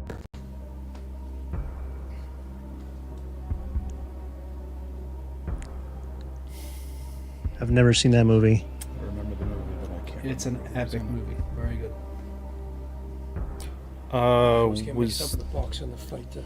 Got me on this one, boys. yeah. It's on you guys. I mean, is it the main character, which is, obviously I know who it is. The main character is. I Who's can't that? say. Who's is the it main for? character, Philly? Was that Bale? Was Bale in this? No. Iron I Man. think that's the Warrior. No. isn't I'm it? thinking. Sorry, my mistake. I was thinking of the wrestler. My apologies. Hold on. Yeah, Simon, yeah, now, yeah. Yeah, Shane, the repeat the rest- question again. Danny Flynn wasn't Yeah, in the movie? who plays the character Danny Flynn? That's DANNYFLYNN. Danny Flynn in the movie The Boxer. All right, so the two leads are Mark Wahlberg and Christian Bale. So Christian who's Bale. Oh, yeah, I thought so. Christian Bale. I'm yeah. gonna So go I with don't know the Christian. names, but I know those two. I don't guys either. with names. But I would Mark say Christian. Wahlberg was the boxer, and then that was his brother who had the drug problem, right? Yeah. Didn't he have an I- accent? Did he have like an accent? Yeah, Boston. Yeah. I don't know who's Danny Flynn. Christian though. I Bale know came to who's- my head. That was another thing I pulled out of my ass, but that could be wrong. If it's Wahlberg, I don't know. What do you think, Phil? Yeah, I'll go with that because I'm getting confused with the fighter. The fighter, The yeah. Warrior. Or sorry. the fighter, yeah. Wait, I'm confused. I think I just named the characters from the fighter, not the boxer. I don't know. Oh, did you really? Yeah. I think I might Yeah. have done that. Yeah, I don't know. There's Oh, there's the shit, wrestler, I there's the think you're right. fighter. Shane, Let's there's get got to them be a out of the time way. limit here. What's going on here, man? I don't know. Well, I'm we don't know, gonna- right? I'm gonna Do give we a have any minute's other notice guesses now. for that? Because Christian Bale is the only thing I could think of. Fighter. Go, Yeah, go I think for I Bale, just guys. named the characters from the fighter, not the boxer. I was thinking the Yeah. fighter. You're right. Dang, who the hell's Danny Flynn? Wait a minute. This wasn't the Clint Eastwood one, was it? I can't remember. Oh, I that can't was answer the any of $1 these. Million Baby. Are you was it? talking $1 Million Baby. Million Sorry. Baby, yes. Yeah. All right. I don't know. Christian Bale, man. You guys pick. I don't know. No, Bale. Lighter. Go with Bale. Bale. Final answer. That's your final answer? Yeah. Bale, final answer. Unfortunately, it wasn't Christian Bale. That was The Fighter. You were right about that. The movie The Boxer was set in Northern Ireland, and it was Daniel Day-Lewis. Yeah. Okay. okay. If you're just Oh, joining got us, that. both teams are on 5 points to take the win or the lead. It is round 2. To take the lead. Your question is, who played the character Elliot in E.T.? Oh man, come on. I know this guy's name. You guys know his name, right? Yeah. Yeah. It's Henry Thomas. Yay. There you go. Yeah, that one. You know how I know him? He played 6 to 5. That is correct. He played a character in this Channing Tatum romantic movie that I watched with my girlfriend, and he was in that movie, and he ends up marrying the girl, even though Channing Tatum is in the army and she leaves him. Whatever. Anyways, it's one of those Nicholas Sparks movies, and he's in it, and he's sick, and that's how I remember his name. Okay. Hey, So- whatever works. We're going to put a pin in that right now. The score is 6-5. And we're going to come back and we're going to end the show with the final round. Right, we'll get through the rest of this. So, Yeah. Wait, I'm I need a cigarette after this. Make a win. It's 6-5. We won. Isn't that the victory? No. That's round 2 No, we went of first. 3. That's round 2 Oh. of 3. Oh, Oh gosh. I thought it was sudden death. Jose, I sense a little bit of manipulation here. What do you think? Yeah, 100%. What's the 3 deal? rounds. That This was isn't 2 like Golden rounds. Gold? Oh, there's 2 3 rounds. rounds? There's Oh, I 3 didn't know. rounds. I don't remember you And that was explaining 2 that. rounds. I thought it was sudden death. This is You're like, saying this it is like the now. Super Bowl. We got to keep it interesting. I can't give you the twist Oh. at the start. I like that. Brandon, I like that. Brandon, sorry, he came on the show now. Brandon, is there anything you'd Yeah. like to talk about here? Are we still saving highs and lows to the very end? right? No, we can go with that. The only thing is, we should probably get the Batman out of the way first because it's no one will have any interest in talking about it otherwise. No, yeah. It's okay to switch, right? We can switch now. Back to Does anyone want to talk about the Batman on the Batmobile or the Batman on the one in the left corner? Does anyone want to talk I about like it? it actually. I think I'm the only one. Cool. Give us your thoughts and then we can go on to highs and lows. Burning Man Batman. What? Burning Man? He's dressed like he's going to Burning Man. He's got all this yeah, gear on yeah. him. Yeah. If you had the straps but didn't have the suit on underneath those straps, then we'd burning. I got you. Yeah, no, I'm with you now.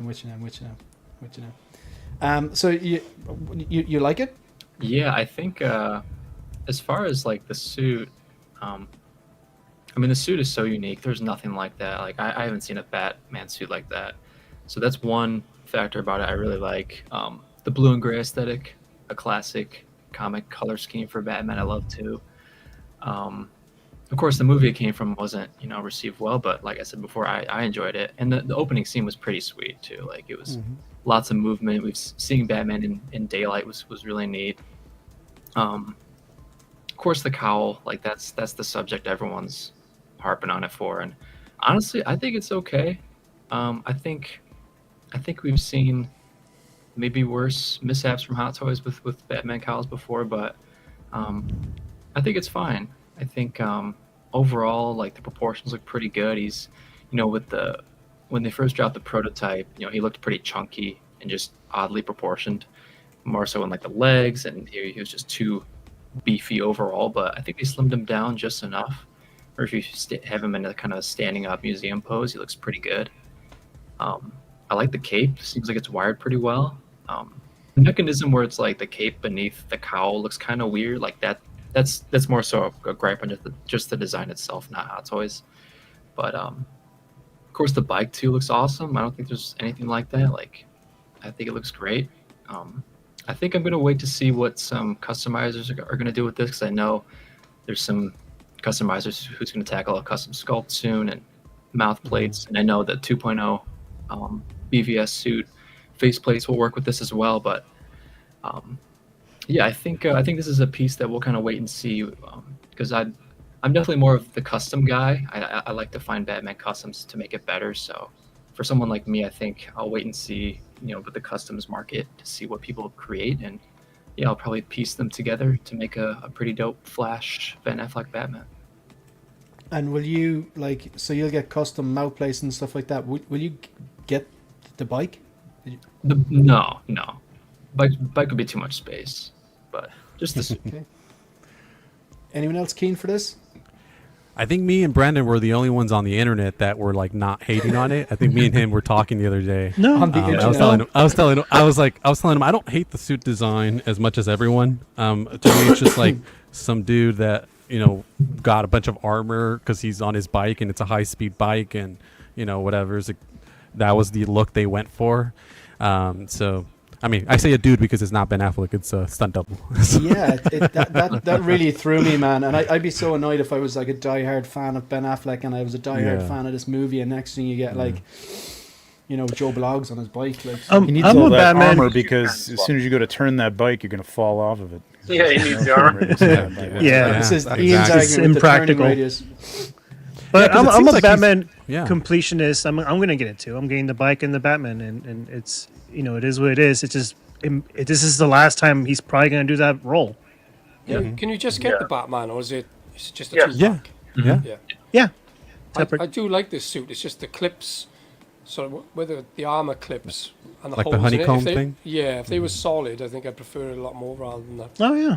Sort of honeycomb effect. I agree. It's distracting. I don't like the suit, but I don't know. I still kind of want this Batman. I like the colors and the blue and the gray. Yeah. I mean, I think what's really interesting is what Brandon was mentioning about the whole 2.0 BVS Batman and how in the instructions of this figure, they tell you, hey, if you don't like the mouth plates on these ones, don't worry, the BVS ones are compatible. So it's oh, okay. It's like you knew they were shit, so yeah. reason Another reason I like the bike is it's more. I don't know, it's more fantastical than anything we've seen from a Batman vehicle so far. So it's more like a comic book bike. So I kind of like it for that reason. Cool. That's why I don't like this bike. It looks cool. It looked good on a comic or animation, but not practical. This bike doesn't turn. It's impossible, and in the movie, it just looked ridiculous. So, if you're going straight line, yeah, absolutely. But I don't like the cowl on this suit. That's my issue with and how it goes with the cape. But it's yeah. Well, you didn't see Ian. It had rocket packs that made it turn really sharp. So there you go. No, the physics, that's just not working. Reverse thrusters. The DeLorean don't fly so good. Bloody DeLoreans didn't drive so good from what I remember, but that's true. You got it. It's also the reason, this is an unpopular comment, it's the reason I didn't like the Batpod. Spinning wheel was just ridiculous. Yeah. If on screen it did cool the stuff. You've got the battering ram on this. See if you had like a tumbler with the Batpod and it crashed and out comes the Batpod. If there was another vehicle like this and this came out in a straight line with the battering ram, then I'm in. But the scene didn't make sense with this design of bike. So yeah, there was a scene behind the scenes movie part of this movie where the actor actually hit the car, and you can see how realistic it was. It was a pain in the ass to ride that thing. I think I remember that. Any other thoughts on this before you go on to the highs and lows? Okay, cool. So if you look at I'm going to remove this, so just really quickly. So look, it's the 30th of December, and we're kind of rounding up the year, really, and I suppose it's a good opportunity to maybe just everyone can go around and give their figure of the year, but also the highs and lows of this year. I'll start off just to get the ball rolling and give people an idea. So my figure of the year was Bane, but when I saw the unboxing of the Dune and any other information I saw on the Dune there, I do think that's figure of the year. I know the vast majority of people aren't going to get it to 2025, and I get that, and it wouldn't surprise me if people include it in their figure of the year 2025 this time 12 months time, because the majority of people will get it. I totally get that. But look, you've seen the unboxing video. I think it's incredible, and it's hard for me to admit that, because it was like Bane's the ultimate triple threat. It's a character I love, and a source material that I love, and it's a version of the character I love, and it just turned out so well with the paint application and the improved body and the realism and all that kind of stuff. It's fantastic. If you've seen the reviews, or you have it yourself, But I do think Paul Atreides though just beats it in terms of the detail, the realism, and from what I've seen from the rooted hair. So particularly the rooted hair version. In terms of highs and lows, the highs for me is that I think it's a great time to be a collector. We have Hot Toys who, I know, we part of the show is you provide constructive criticism, and a lot of times you say something, and if you critique a figure or something that someone likes, they can get bent out of shape about it, but in this show we want opposing opinions. But Hot Toys have come on so much. They have they're constantly improving their sculpts, they're constantly improving their paint applications. Like I said, the separate rolling eyeballs function is coming as standard. They're making leaps and bounds with their diorama bases, their USB technology. The lightsabers are not there yet, but they're making moves in the right direction. And that's not even haven't even mentioned the artisan stuff yet. So then we've got Inart coming in, and I know that they're slow, and I know that they've had QC issues, but when you get those final products in hand, the Aragorn looks amazing. Like the Rooted 2-pack's first figure still looks amazing. The Dune and the 4-pack Jokers and the prototypes are shown for different things. In fairness, there's another company doing great stuff. I know J&D aren't everyone's cup of tea, and they're not mine. They're very expensive, but you've got another company there as well. And then you've got Jazzinc making strides with the beautiful Jazzinc 1989, and the even stepping into the figure realm, stuff like that. We've got all these companies producing this fantastic stuff. So the highs for me is that you have all these companies making a lot of figures, and especially going back to older figures that are, characters that are from IPs that 30 and 40 years old. So that's the high for me. The choice, we're spoiled for choice, and options I don't think they're ever a bad thing. The lows would be the one of the things that does come to mind is the 1989 Batman, the way it turned out. All this, it nearly contradicts everything I'm just saying. The company are getting better and better and better and better, and we sometimes will judge them harshly because we know how good they are. It's almost like they've got different teams working on their different figures. And the original DX09, I think it was, it had its issues, but the mouth plates were pretty good, and the chest plate was smooth from what I remember. And as much as I'm still delighted that I have that 1989 Batman there, and it's it's a movie that I love, and it really kickstarted my love of movies, and my love of comic book movies and science fiction collecting and stuff like that. But I just thought that they really dropped the ball there, and they dropped the ball a few times, and that inconsistency is one of the lows. It's a first world problem. Look, it's not something I get upset over. I just think it's worth noting that we know they can do better. And so that's one of the low points for me there, where something that the community, I think a vast majority of people, Batman is a popular guy.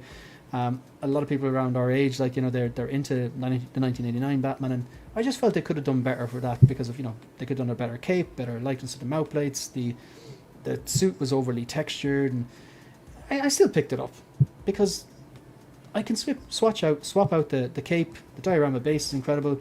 You pose in the right way, it's still a Keaton Batman, and still, it still hits you in the fields and gets you the member berries and stuff like that. And yeah, it's not something I'd lose sleep over, but I just thought they could have been better. But they're just some of my highs and lows of 2024. But overall, very, very grateful that I can afford to do these things. So yeah, we'll move on there to Dilo. Yeah, gotta compete with that there. Okay. Well, I will, for the moment, just because it just hasn't sunk in completely, but I still will keep Bane as my figure of the year, but I totally understand where Shane's coming from, because that's the rare reason why I asked that question at the beginning of the show. Like, how does that work? Because it's a beautiful piece. So obviously I want to learn a little bit more about it first before I make my decision, but I will stick to my guns. I think Bane, phenomenal. Just comparing it kind of like Philly said earlier with the 1.0 compared to this one here, it's vast improvement. So I'm going to stick with that there. Highs, I'm going to steal your answer a little bit as well too, Shane. As far as the amount of options this year has presented to us is incredible. I mean, between releases and announcements, I feel like we're in the golden age of collecting now again. I feel like we've really rebounded from that side of the conversation here. I think never did I think I would have an opportunity to get Terminator, Predator, Alien, these amazing franchises that were not around, or were around before me when I came in, and very expensive to go back to acquire. So that, from that standpoint, amazing. I mean, Blitzway is teasing Ghostbusters. I am waiting for that announcement to be official. I cannot wait for that. On the low side of it there, I will say that I would say two things. We have too many options now, and but also I would also argue that I feel like we have more QC issues that we've had recently here. I feel like there's a lot more guessing what the end result will be of the figure, as opposed to just being confident saying that this company will knock it out the park every time like they used to. So it's a kind of a give or take kind of opinion on this. But I will say, like you, Shane, I will say I'm very fortunate and very blessed to be able to be doing this regardless of those pros and cons of the hobby. And I'm just grateful to be in a position to where, I can make these very, very minute 1% type problem questions that I ask myself here when there's other bigger issues out there. So yeah, I'm just grateful to be collecting. I'm grateful to be able to talk about collecting with guys and, share my opinions and, our own, views on this here. And overall, I think next year is probably going to be better than this year. That's kind of my take on it.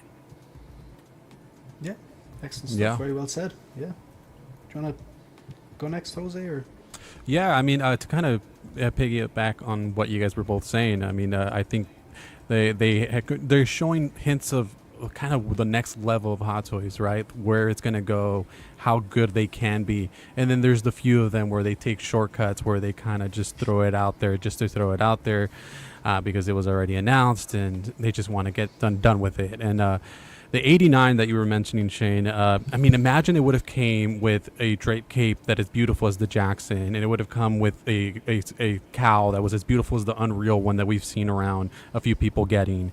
It didn't have all that texture. I'm like, imagine that was what we would have got, that quality of figure just straight out of the box.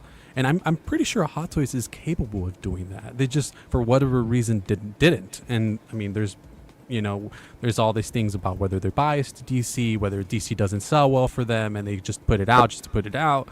I mean, I'm not certain, but I'm hoping that as a DC fan that they, especially with all these new DC stuff from the new films and the new DCU and all stuff, and if these are quality films that we want to purchase figures from, that they put a little bit more thought and love into them. And then especially if they revisit things, right? They're revisiting the Clooney Batman and all that stuff. So it's like, if they put a little bit more love and care into these figures, the Scarecrow that they showed, and if that looks amazing, I'd love to get that. And little things like that in regards to DC specifically, that I'd love for them to put a little bit more effort into. good stuff. And what was your figure of the year overall? Sorry. For me, I think it would probably be Bane. I don't have Paul Atreides, but it most likely, I mean, when I see and I hold Bane in my hand, I'm like, this is actually like how I remember him in the movie, and it's just, I'm just amazed. Yeah, good stuff. What about yourself, Fiddy? Well, I've been collecting for a very long time, and right now it's gone to a point where I have to make sure that I still keep the quality versus quantity.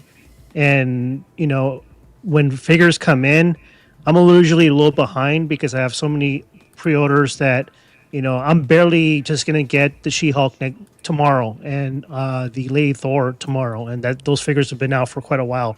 And I heard really good things about the She-Hulk. So that may be something that might change my mind. But for now, because it's a new company and I have very limited of their selected items, it was between the Inart Suitman, BVS Superman and Aragon. But I think the one that really caught my eye, and and I'll tell you a really quick story of what I did with it, was Aragon. I actually hiked 5 miles to take pictures with this guy. I wrapped him in a little nice, silk cloth in my backpack, and I hiked up. I live in kind of like in the mountainous areas where you have trails and streams, and I got some really good pictures. And not only it was therapeutic, but also I felt like I was connecting with nature, and that's very hard to do when you're a photographer for action figures. So it was my first time doing outdoor photography, and I had a blast. I'm going to do it again. And yeah, this Aragon figure really took up my whole collection to a next level, and I'm actually looking forward to the rest of the figures from the Lord of the Rings trilogy, and it's going to be a lot of figures. So I'm ready for them, and so that's definitely going to be my figure of the year for sure. Excellent stuff. Yeah, it's good to get out as well into the natural world and get that natural light and stuff like that on the figures.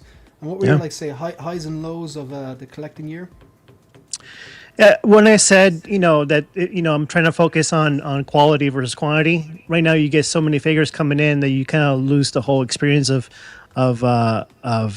taking the pleasure of unboxing, photographing it, and displaying it. So right now, I got 3 figures that I got here the last few days. They're just sitting there because I haven't had time to really take pleasure out of it. So I gotta get myself back into that. Make sure I take the time to unbox it and take pictures and remind myself of why I ordered this figure. And that's one of the things. And that's the high. The low is just collect responsible. I'm one of those people that I like a character versus a movie, so that can get you in trouble. I can order a lot of stuff, and I gotta remind myself that what, I don't need that character. It's okay, because they might have another one down the line, or I already have something close to it. I don't need 2 of something. So that's definitely another part. Good stuff. What about yourself, Mike? Figure of the year, highs and lows so far this year in collecting? There's a lot of things in life I'm bad at, and one of them is figure of the year talk. I'm so crap at this, man. Because I think I suffer from recency bias, and I suffer from preference of I pick the worst figures. So I'm gonna say, they say the best glass of wine is the one you're currently drinking. I just opened the Inart Superman, and I was there. You go, exactly. And I was so I had that feeling that I think Philly is talking about. We're all very lucky in that we have somewhat of a steady flow of figures coming in, and when I opened this figure, it gave me that feeling that I haven't had in a while. And so it was really cool. And I had to call my wife into the room, and she didn't care, but I still told her to look at it. It's that kind of feeling. So, and I just love that, and so that was definitely, I'm going to say that's my figure of the year, just because we're ending the year on a high with that figure, and I feel really good about it. And then sorry, I didn't catch what you said. What was the figure? Sorry. Oh, I heard the rest. Sorry, of I buried that, didn't I? The Superman, Inart Superman. Oh, right, yeah, cool, good stuff. Yeah, that's. Yeah. And then, as far as a personal highlight for me would just be setting up my display room and put my cabinets together and stuff. That was a huge deal for me because it means I could take everything out of the closet and storage and stuff. So that's been great. As far as a low, I don't know, man. I definitely, I guess a low light is I'm spending too much money on this hobby, but the counter, low bank account, man.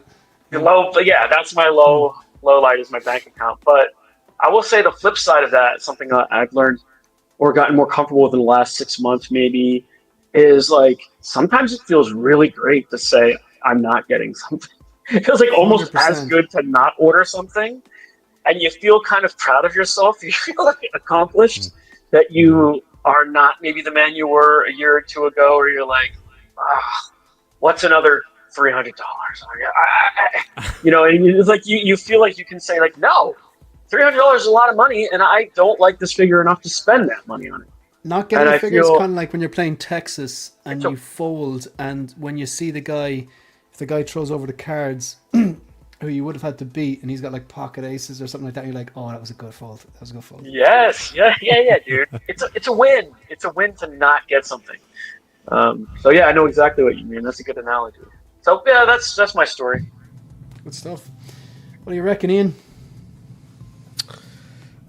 Okay, I hate talking about this because my figure of the year is easy for me.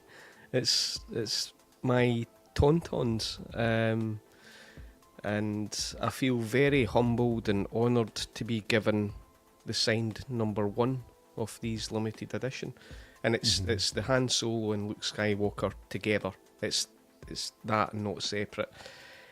I got them in January this year. I just keep looking at them, and it puts a huge smile on my face. And if I have one thing to display my love of Star Wars, particularly the OT, it's that. You talk about if the house is burning down, it's now that. That's what I collect. That's what I would grab. It's really exceptional, and yeah, I feel really honoured to have the signed number 1. And there was only like 100 of those made, I think, wasn't there? Or 99.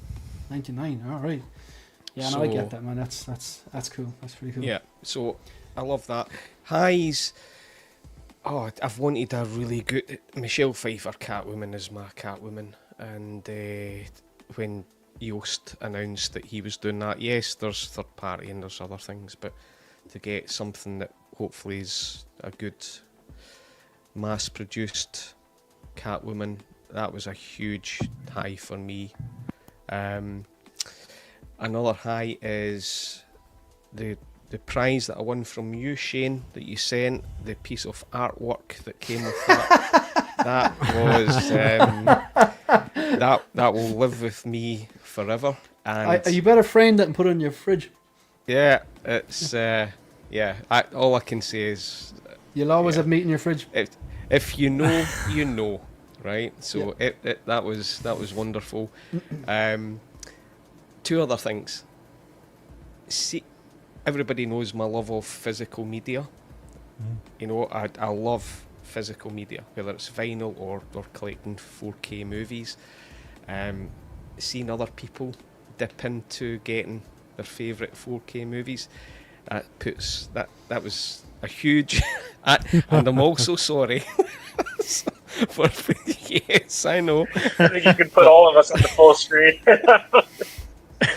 But it's so we're all here, all of us love movies, and it's a big part of my collecting journey. So I love seeing people collect physical media and appreciating the art. And another high, my final one, strong friendships. Again, another year, new friendships, continuing and building deeper relationships with everybody that's here and in the chat. I really appreciate it, particularly putting up with my crap. So I do feel lucky. Strong friendships based on giving each other shit all the time. That's what he's trying to say. We like that. That's not a fair point. Yeah. Shane, you're getting a postcard with a massive dick on it in the new year. Well, I thought I was going to get a Christmas card, but good stuff. Hey, can I interject real quick? To piggyback on Ian, obviously it'd be crazy for me to not include Comic-Con. I met so many of you guys. It was so awesome to hang out and meet for the first time. So many friends we've made in the last couple of years. So I have to say Comic-Con was a highlight. Good stuff. Trevor, I know what your figure of the year is, but tell everyone then, give us the highs and lows. Do you know? Yeah, you do. It's Inart Aragorn. Highs and lows. There's a couple of highs. Real quick, going off of Mike's Comic-Con, New York Comic-Con and San Diego Comic-Con. That Inart meetup was epic. It was really cool. It was great to see everybody at New York Comic-Con too. That was epic. It was like the opposite side of the country, and it was all the other people that I didn't see in San Diego, which was fantastic. We just got to go over the other side of the pond and see you lot over there. So that was great. I think highs for the industry, like innovation and seeing like Hot Toys the quality of everything just rising. You know what I mean? And again, we talked about it yesterday on the show, 1 6-pack, that the rising tide, raises all boats, and like that's what's happening. I see, the fact that the Hot Toys came out with that Joker that looks fantastic. The rooted Joker, all the rooted stuff that they're doing, and they've proven that they can do it. Their sculpts, they're knocking it out of the park. So competition is good. Lows, I guess I would say prices going up, ever so slightly. Quality's going up, but prices are going up as well. But I also look at that as a good thing because compounding on, I think, what Mike was talking about is just like not having to say yes to everything. Because I collect everything, 1/12th, 1/18th, 1/6th. So it's a lot. And I've definitely got to pare things down. So that was kind of a difficult decision this year, but I think it's good. I think it's good that I really want to focus on quality over quantity and not have to collect kind of everything, but maybe go your route, Shane, and have more like of a representational figure or 2 or 4 for each movie that I like. Sustainable collecting. Yeah, exactly. Yeah, but even like, geez, I definitely don't all get it. I'm far from getting it right. I have several Iron Men. Yeah, no one needs several Iron Men, So yeah, but I'm gonna jump on what Ian's doing and go with the OT as well as with the Star Wars stuff, and just get rid of a lot of the stuff that is extraneous that really doesn't have as much, nostalgic interest for me. So yeah, that's fair.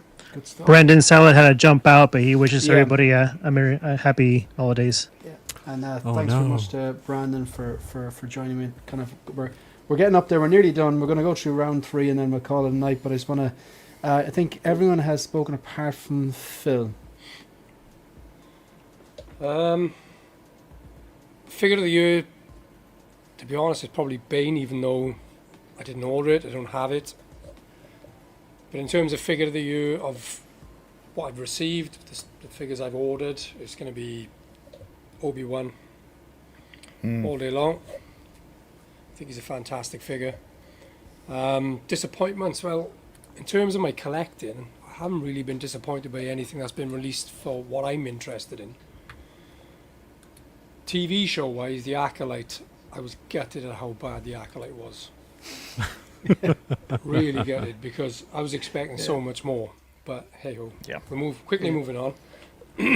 On the other end of the spectrum, you've just reminded me, like, one of my highlights of the year was Dune 2, and Deadpool and Wolverine, how good they were. Yeah. So it's literally the polar opposite of yeah, exactly, and that was going to be one of my highlights, was Deadpool and Wolverine. I think it brought the community of collectors together. Hot Toys quickly releasing that Deadpool, it was hot talk for quite some time. I thought it was fantastic. The Han announcement, the Chewie announcement. Yeah, I've spoken to some of you guys saying that I've just ordered the Jawa, so I'm kind of like Ian. I'm going down the OT route at the moment. And obviously the biggest highlight for me is being privileged enough to be on streams with you guys every week, chatting in the community. The guys in the chat are fantastic. I've never seen a bad word in the chat. That's because I blocked them immediately. I've got that wrench. Yeah. No, to be fair, you actually there's a lot of wrenches. Yeah. I mean, some of you guys have never streamed with before. D-Lo, Philly, I have. The rest of you guys I have. But it's a fantastic community. I've never heard a bad word. We always have a good crack, as you like to say in Ireland. Yeah, can't thank you guys enough. It makes my Monday night. Yeah, just thanks, guys. And I really appreciate that, Phil, and I think I really appreciate all you gentlemen, whether you're on the show regularly or you're giving up time on your day off. It's greatly appreciated. It's nice to have something to look forward to on a Monday as well, because Mondays can be Monday. Mondays are Monday. Good stuff. A lot of positivity. I will say one of the lows, probably a bad thing to finish it. One of the lows that I saw, I think we can do better on, is like around the Jazzinc 89, when that kind of came out, there was a lot of negativity. I'll just say it the way it is. There was a lot of negativity. Like it's the same way with the Inart versus Hot Toys thing. That I think you have like like most people are like, yeah, both of them are good in their own different ways. And then you have the extremists, the Hot Toys extremists, or the Inart extremists, or the Jazzinc extremists. Like, you know, like I love what Jazzinc do, but I'm not a Jazzinc extremist. Like if someone says they prefer the Hot Toys one or whatever, I'm not going to go onto their bloody page and then start typing "you're dumb" because you like that one. In the same way that, like, because like, but that's the type of stuff that's the type of stuff I was seeing, like. Mm-hmm. And like, if I do like a video on the Jazzinc, which I will inevitably, like when I get it, like inevitably there will be comments going like, "Enjoy your dented Batmobile, moron." Like, but I'm telling you, I'm going to be looking for the vocabulary on that, and I will get back with you. But you know, it's. You mean when it's more like a personal dig rather than just like criticism of the it's product? like challenge the argument or the debate, not the person. Right. It's in every toy community everywhere. And I unfortunately, think it's the internet. Yeah. You know what I mean? It's the internet. Unfortunately. It gives it's what was it? What did Mike Tyson say? I'm paraphrasing here. He kind of said, the problem with the internet is that it gave people a chance to say things that if they said in real life, they get punched in the mouth. Yeah, do you know what I mean? So exactly, it's just that kind of spineless trolling, like right. it 100% is. But like, usually just I block. But sometimes I just have to fuck them just a little bit because it's fun, right? But anyway, look, I think we could probably do better than that. But then again, I sound like I'm preaching, but I'm not. I'm preaching to the choir. I know that Phil's right. We tend not to have kind of crap in the chat, and that's great. Like, you know. But, yeah. Shane, did you get yours? Did you get yours already? No, I've one payment left, and it's scheduled for like mid-January. And then I've got to pay the shipping, which is it's big enough, so I'm going to stagger. Collect it, it's cheaper. Pardon? Collect it is cheaper. Collecting? What? No, collect the Batman 89. Take it on with the 89, you? Yeah. Yeah. Oh, is it shipping from Hong Kong? Or is it shipping from the Netherlands? Oh, no, it's shipped from the Netherlands because I've already paid VAT. And if they ship it from Damn, you China, should have collected it. It's cheaper. I might get caught twice. What's cheaper? I said it may be cheaper to collect it. Oh, sorry. Now I'm with you. Yeah. Sorry, I carried the two. Yeah, I got you. I wasn't sure. Sorry, guys. I got it there. All right, folks. It's the fucking wine. So, Jose, you're down a member, aren't you? We are. Yeah, we lost. Does our your team MVP. accept the challenge? I can bow out and probably even it up because it doesn't really matter if I'm here or not. Honestly, I got one on a guess. I got one on a winger. You got one correct. I have 2 more streams to do tonight, so I do have to eat at some point. So, yeah. Jose, that's definitely your low light this year. Jose, is you're down a member. Sorry, buddy. You will eat well, Trevor, if we win tonight. Yes, I will be rooting you on from the outside. So, yeah. Okay. Happy New Year, guys. This has always been always great. Cheers, Definitely one of the highs. See you guys. Cheers, Trevor. Take care. Okay, we'll get this done quick, folks. All right, so we have. I'm just going to put on the music and we'll get this done because we're going way over than I thought we were going. So we've got the music going, and I believe the score was 6-5 to Jose's team. That's Jose, Ian, and Mike. Down to 3 members, and also down to 3 members we have Phil, Philly, and Dilo. Okay, so Jose's team, you went first the first round, and then I think Phil's team went first the second round, correct? So third and final round, Jose plus your team are going first. So your first question. In what year, Jose and your team, in what year did No Country for Old Men release?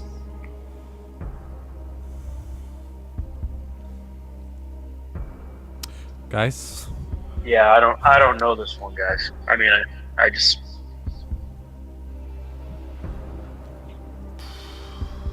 pulling it out of Trevor's ass, to be honest with you. I have no idea. I would have to really guess, Jose. So early 2000s. Yeah, that's. So from what I remember, No Country for Old Men. That's the one with Javier Bardem, right? Yeah. Yeah. And a very young Haley Seinfeld, Kate Bishop is in that. Yeah. Is that correct? Yeah. Well, Kate Bishop, how old is she? How old would you say Kate Bishop, Haley is in that movie? I'm trying to do some mental math here, guys. Stay with me. Yeah.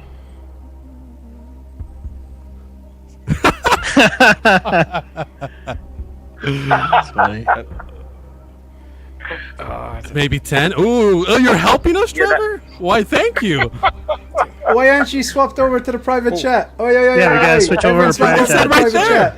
He said Come on, right come on, there. come on, come on. You put it up, Oh, Shane. sorry. Put it up. Sorry. Passing the blame. Blonde that's right, moment. that's right. Blonde moment. I was testing you. Oh, no. Don't look at the screen either. No. Okay. That's grand. Sorry. That was silly. Okay, so if she's 10. She's I want to say like 90. 2008. I don't know why 2008 is in my head, but 2008 just feels right. I was thinking earlier than that, but I don't, Yeah.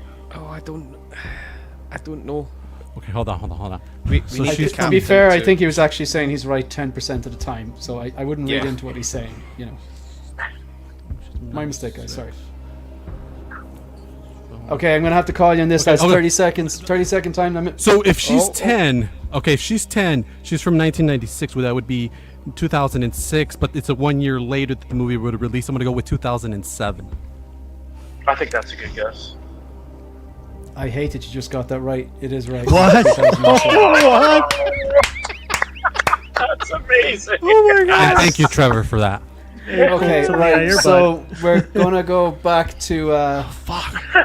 So, would that put you? God, my heart was beating, man. I was doing Hey, I that was mental close. music. My heart was beating. Okay, so they got all the questions right, and now this is they're on 7. So this is to pull one back to 7-6. Your question, the Rogues Gallery, is: in what year did the movie There Will Be Blood release? Oh, that's a good one too. Never heard of it, guys. Sorry. I never even heard of that movie. There Will Be Blood. Daniel Oh, Day-Lewis. you have What? you have homework right after this stream. The greatest actor that's ever lived, Yeah, who, you can't who go was wrong, also bro. in The Boxer. No, yeah, I saw a documentary on him, and I should have known the boxer. It was him, but There Will Be Blood. He won the Oscar for that one, right? Daniel Day-Lewis. Yes, you did. Trevor, is that right? Yep.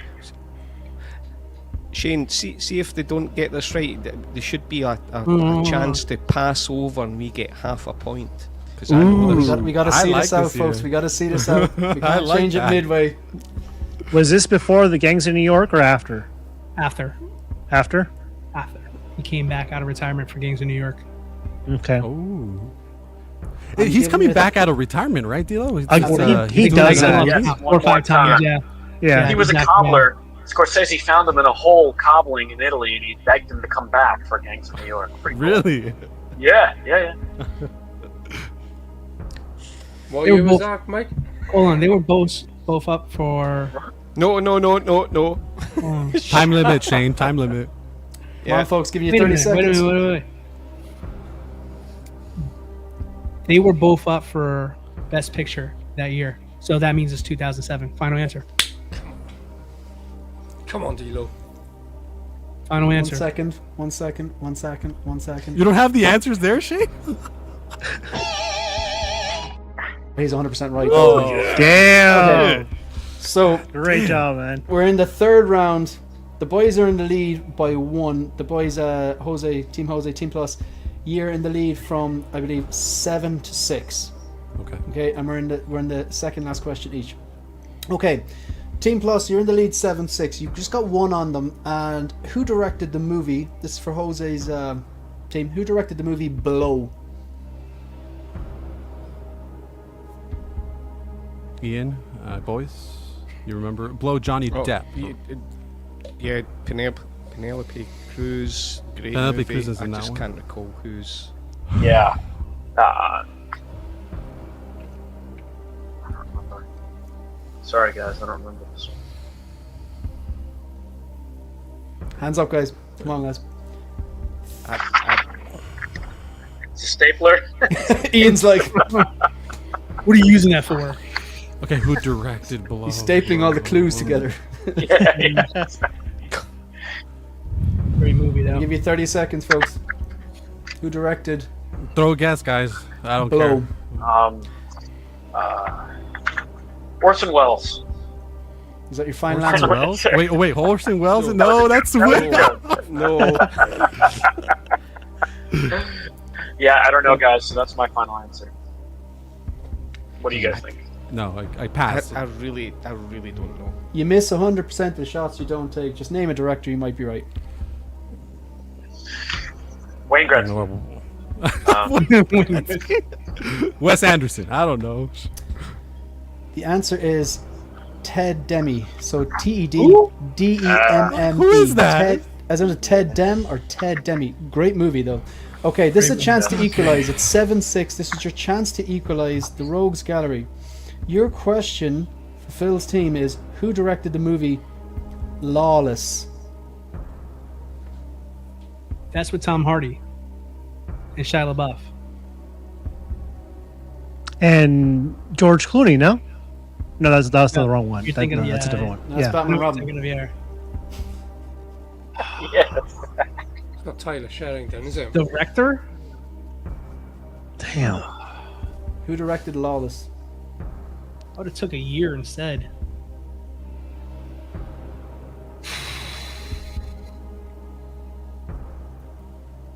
Is it Taylor Sheridan that does the Yellowstone and he didn't do that? No. Lawless. Oh my gosh, that was a forever ago movie. That was the one they supposedly fought with each other in real life or whatever. Yeah. On set, right? Mm-hmm. Yeah, Shia LaBeouf fights with everybody. I'm going to give you a True. 30-second limit. warning there, folks.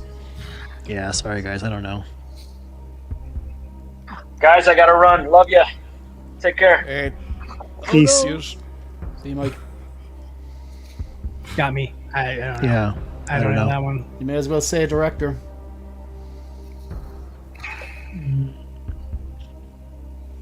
I don't know. I can't think of anybody. Wes Anderson. David Finch. Wes Anderson. This is the first one I thought of too. It is. I don't know why. I don't know. I don't know. Do we have a final answer? Yeah, Clint I got Eastwood. nothing. David Finch. I don't know. That's David a good Finch or Finchner? No, Yep. it's John Hillcoat. Hill. Because everyone knows who he is. Yeah, naturally. Gosh. Final question of the third and final round. We're going in. There's a point in it. 7-6 in favor Hang on. of Jose Plus's team. This is it. Best of luck to all teams, folks. There's an advantage here. We're 2-3. I'll drop Doesn't out. matter. I'll drop out. We've got Jose. Freaking Ian. Okay, folks, we're gonna wrap this up. So we've got Jose Plus and Ian, who played Lieutenant Colonel William Bill Kilgore in Apocalypse Now. That's Lieutenant Colonel William or Bill Kilgore in Apocalypse Now. Kilgore. Lieutenant Colonel William Bill Kilgore in the movie Apocalypse Now. Okay, well, It's not I know Martin you Sheen, last is it? time you tried to get us with the Christian Bale answer, but that wasn't. It's not his name because he's not a lieutenant. He was a kid, right? No, it's not. That's not. He wasn't in that movie. That was another movie. Oh, God. The movie's so it's- Apocalypse Now, and the character's name is Lieutenant Colonel William or Bill Kilgore. I've not seen that movie in ages. So all I can remember is Martin Yeah, Sheen. it's more like Apocalypse Den, isn't it? Is it Martin Sheen?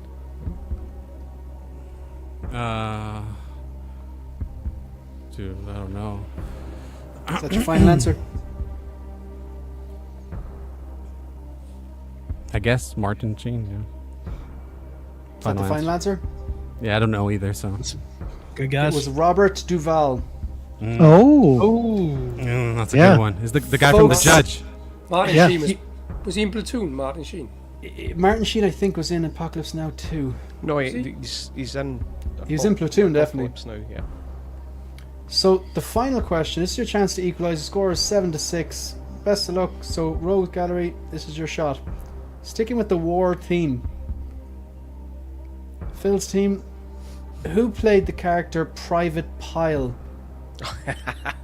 in the movie Full Metal Jacket? Oh, gosh, he's Kingpin. Yeah, he's I was going to say, he's the Kingpin. DC guy. Ah, what's his He's name? Kingpin and Daredevil. His name? Yes. Yeah.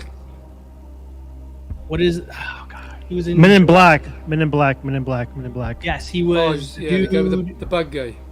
Yes. Whoa! If Philly bowed out, why is he giving them hints about who Sorry, the guy is? sorry. What's I'm the out, deal I'm out. with that? Hold on. No, I know he's who still the on the guy team. is, but I can't think of his name. Law and Order. I thought this was going to be your chance. I'm going to give you a 30-second warning, folks. Vince.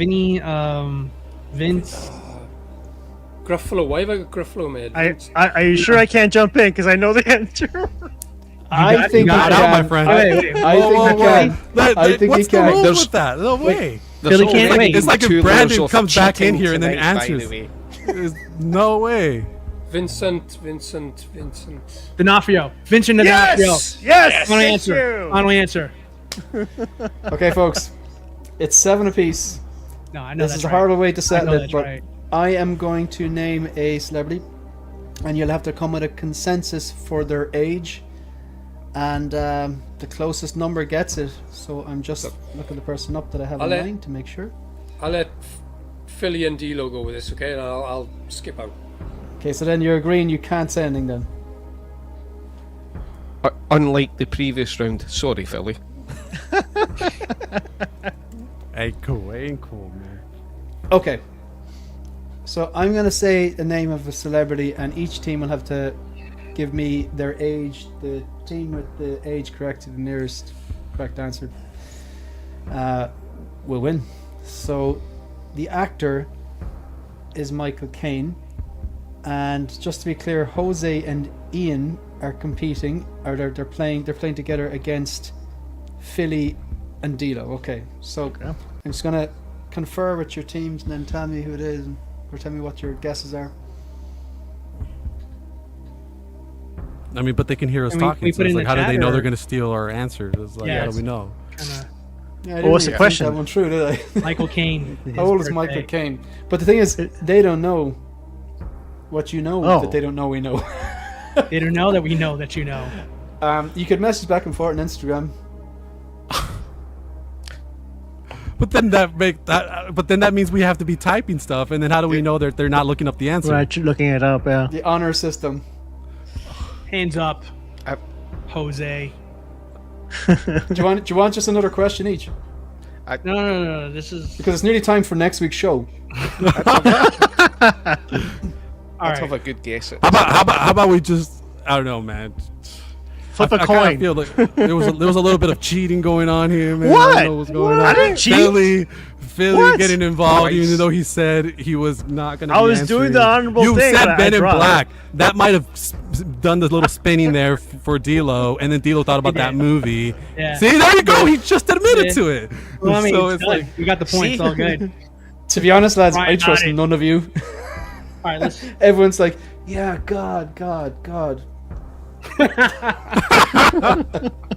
Who cares? My guess would be Michael Caine is Michael 83. Caine, man. Jeez.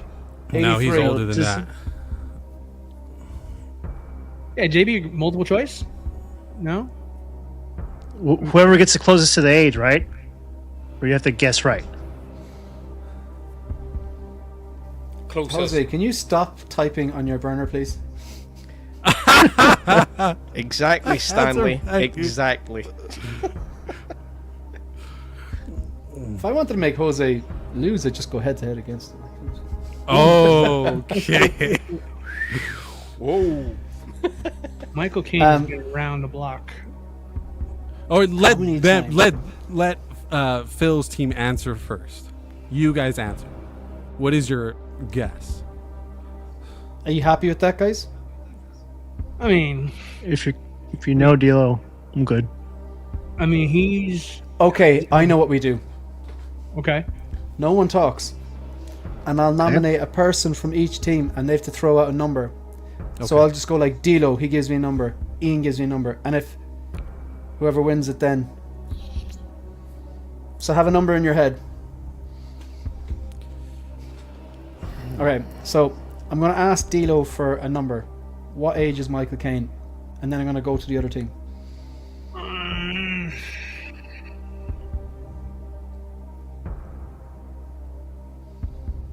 89. Ian, now you can say the same number as well, Ian, but it's up to yourself. I have to be honest and stick with 83, even though I think it's wrong now. But I have to say I have to be honest. Jose, we can't cheat like these other guys. Let's do this. Let's do this. I mean, you didn't say final answer though. Final answer. That is true. I didn't say that. So your final answer is what, Dilo? 89. 89. And what's your final answer, Ian? I don't want to be this. Yeah. On the advice of my captain, I'll go 87. Jose, you're not going to like this, but He's 90. He's 91. Yep. 91. I'll say 92. 91. That means, He's Yeah. Let's go. Now, just as a consolation prize, Jose's still the singles captain, the singles fact checker, but now we got tag teams as well, so there's always next year, folks. There's always next year. Well done, Alright, guys. this is going on way too Well done. Well done. That was No enjoyable. worries. Well done. Dilo. Folks, does anyone want to plug anything before we go? We were cheated. Oh, sorry. I thought my mic was on mute there. All right, ready to go? Anyone have anything they want to plug or anything? Oh, Shane. Yep. Next week, giveaway. Oh right, yeah. Go on, do you want to just? I'll put you on full Right, screen there. I'll quickly. So I've got an Andrew Garfield RCN Studios custom. Nice. Oh yeah. Oh, nice. Looks really good. Is it? It's not really in focus. It's really good. I don't know if it's picking it up really well, but it's. Oops.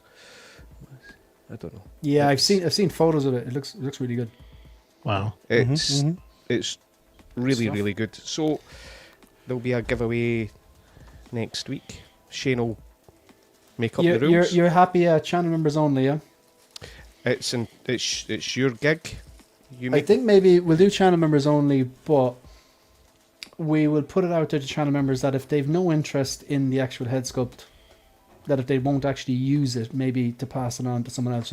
There's no way we don't know if people could go, oh yeah, I have the figure and then take it and sell it. But like, I think most people, like, in fairness, like, I'm sure Phil won you won a War Machine from me back in the day, and you gifted it then to Tragedy Tales the second or whatever. So yeah, you know what I mean? So like, if it's, we'll urge people that I'll put up a post to the channel members and just kind of go, look, if it's not for you, maybe if you pass it on to someone who wants to figure, maybe we can just ask what channel members and commanders want to be put in the duck race. I can put up a post and then we can have a duck race, something like that. Is that cool? All good. All right, folks, thanks very much for giving up your time. Thanks very much to everyone who's Shane, come on. Yep. sorry, really quick before, no worries, work away. Cheating or no cheating, Jose? You met your match. Shout out to Dila for an awesome job.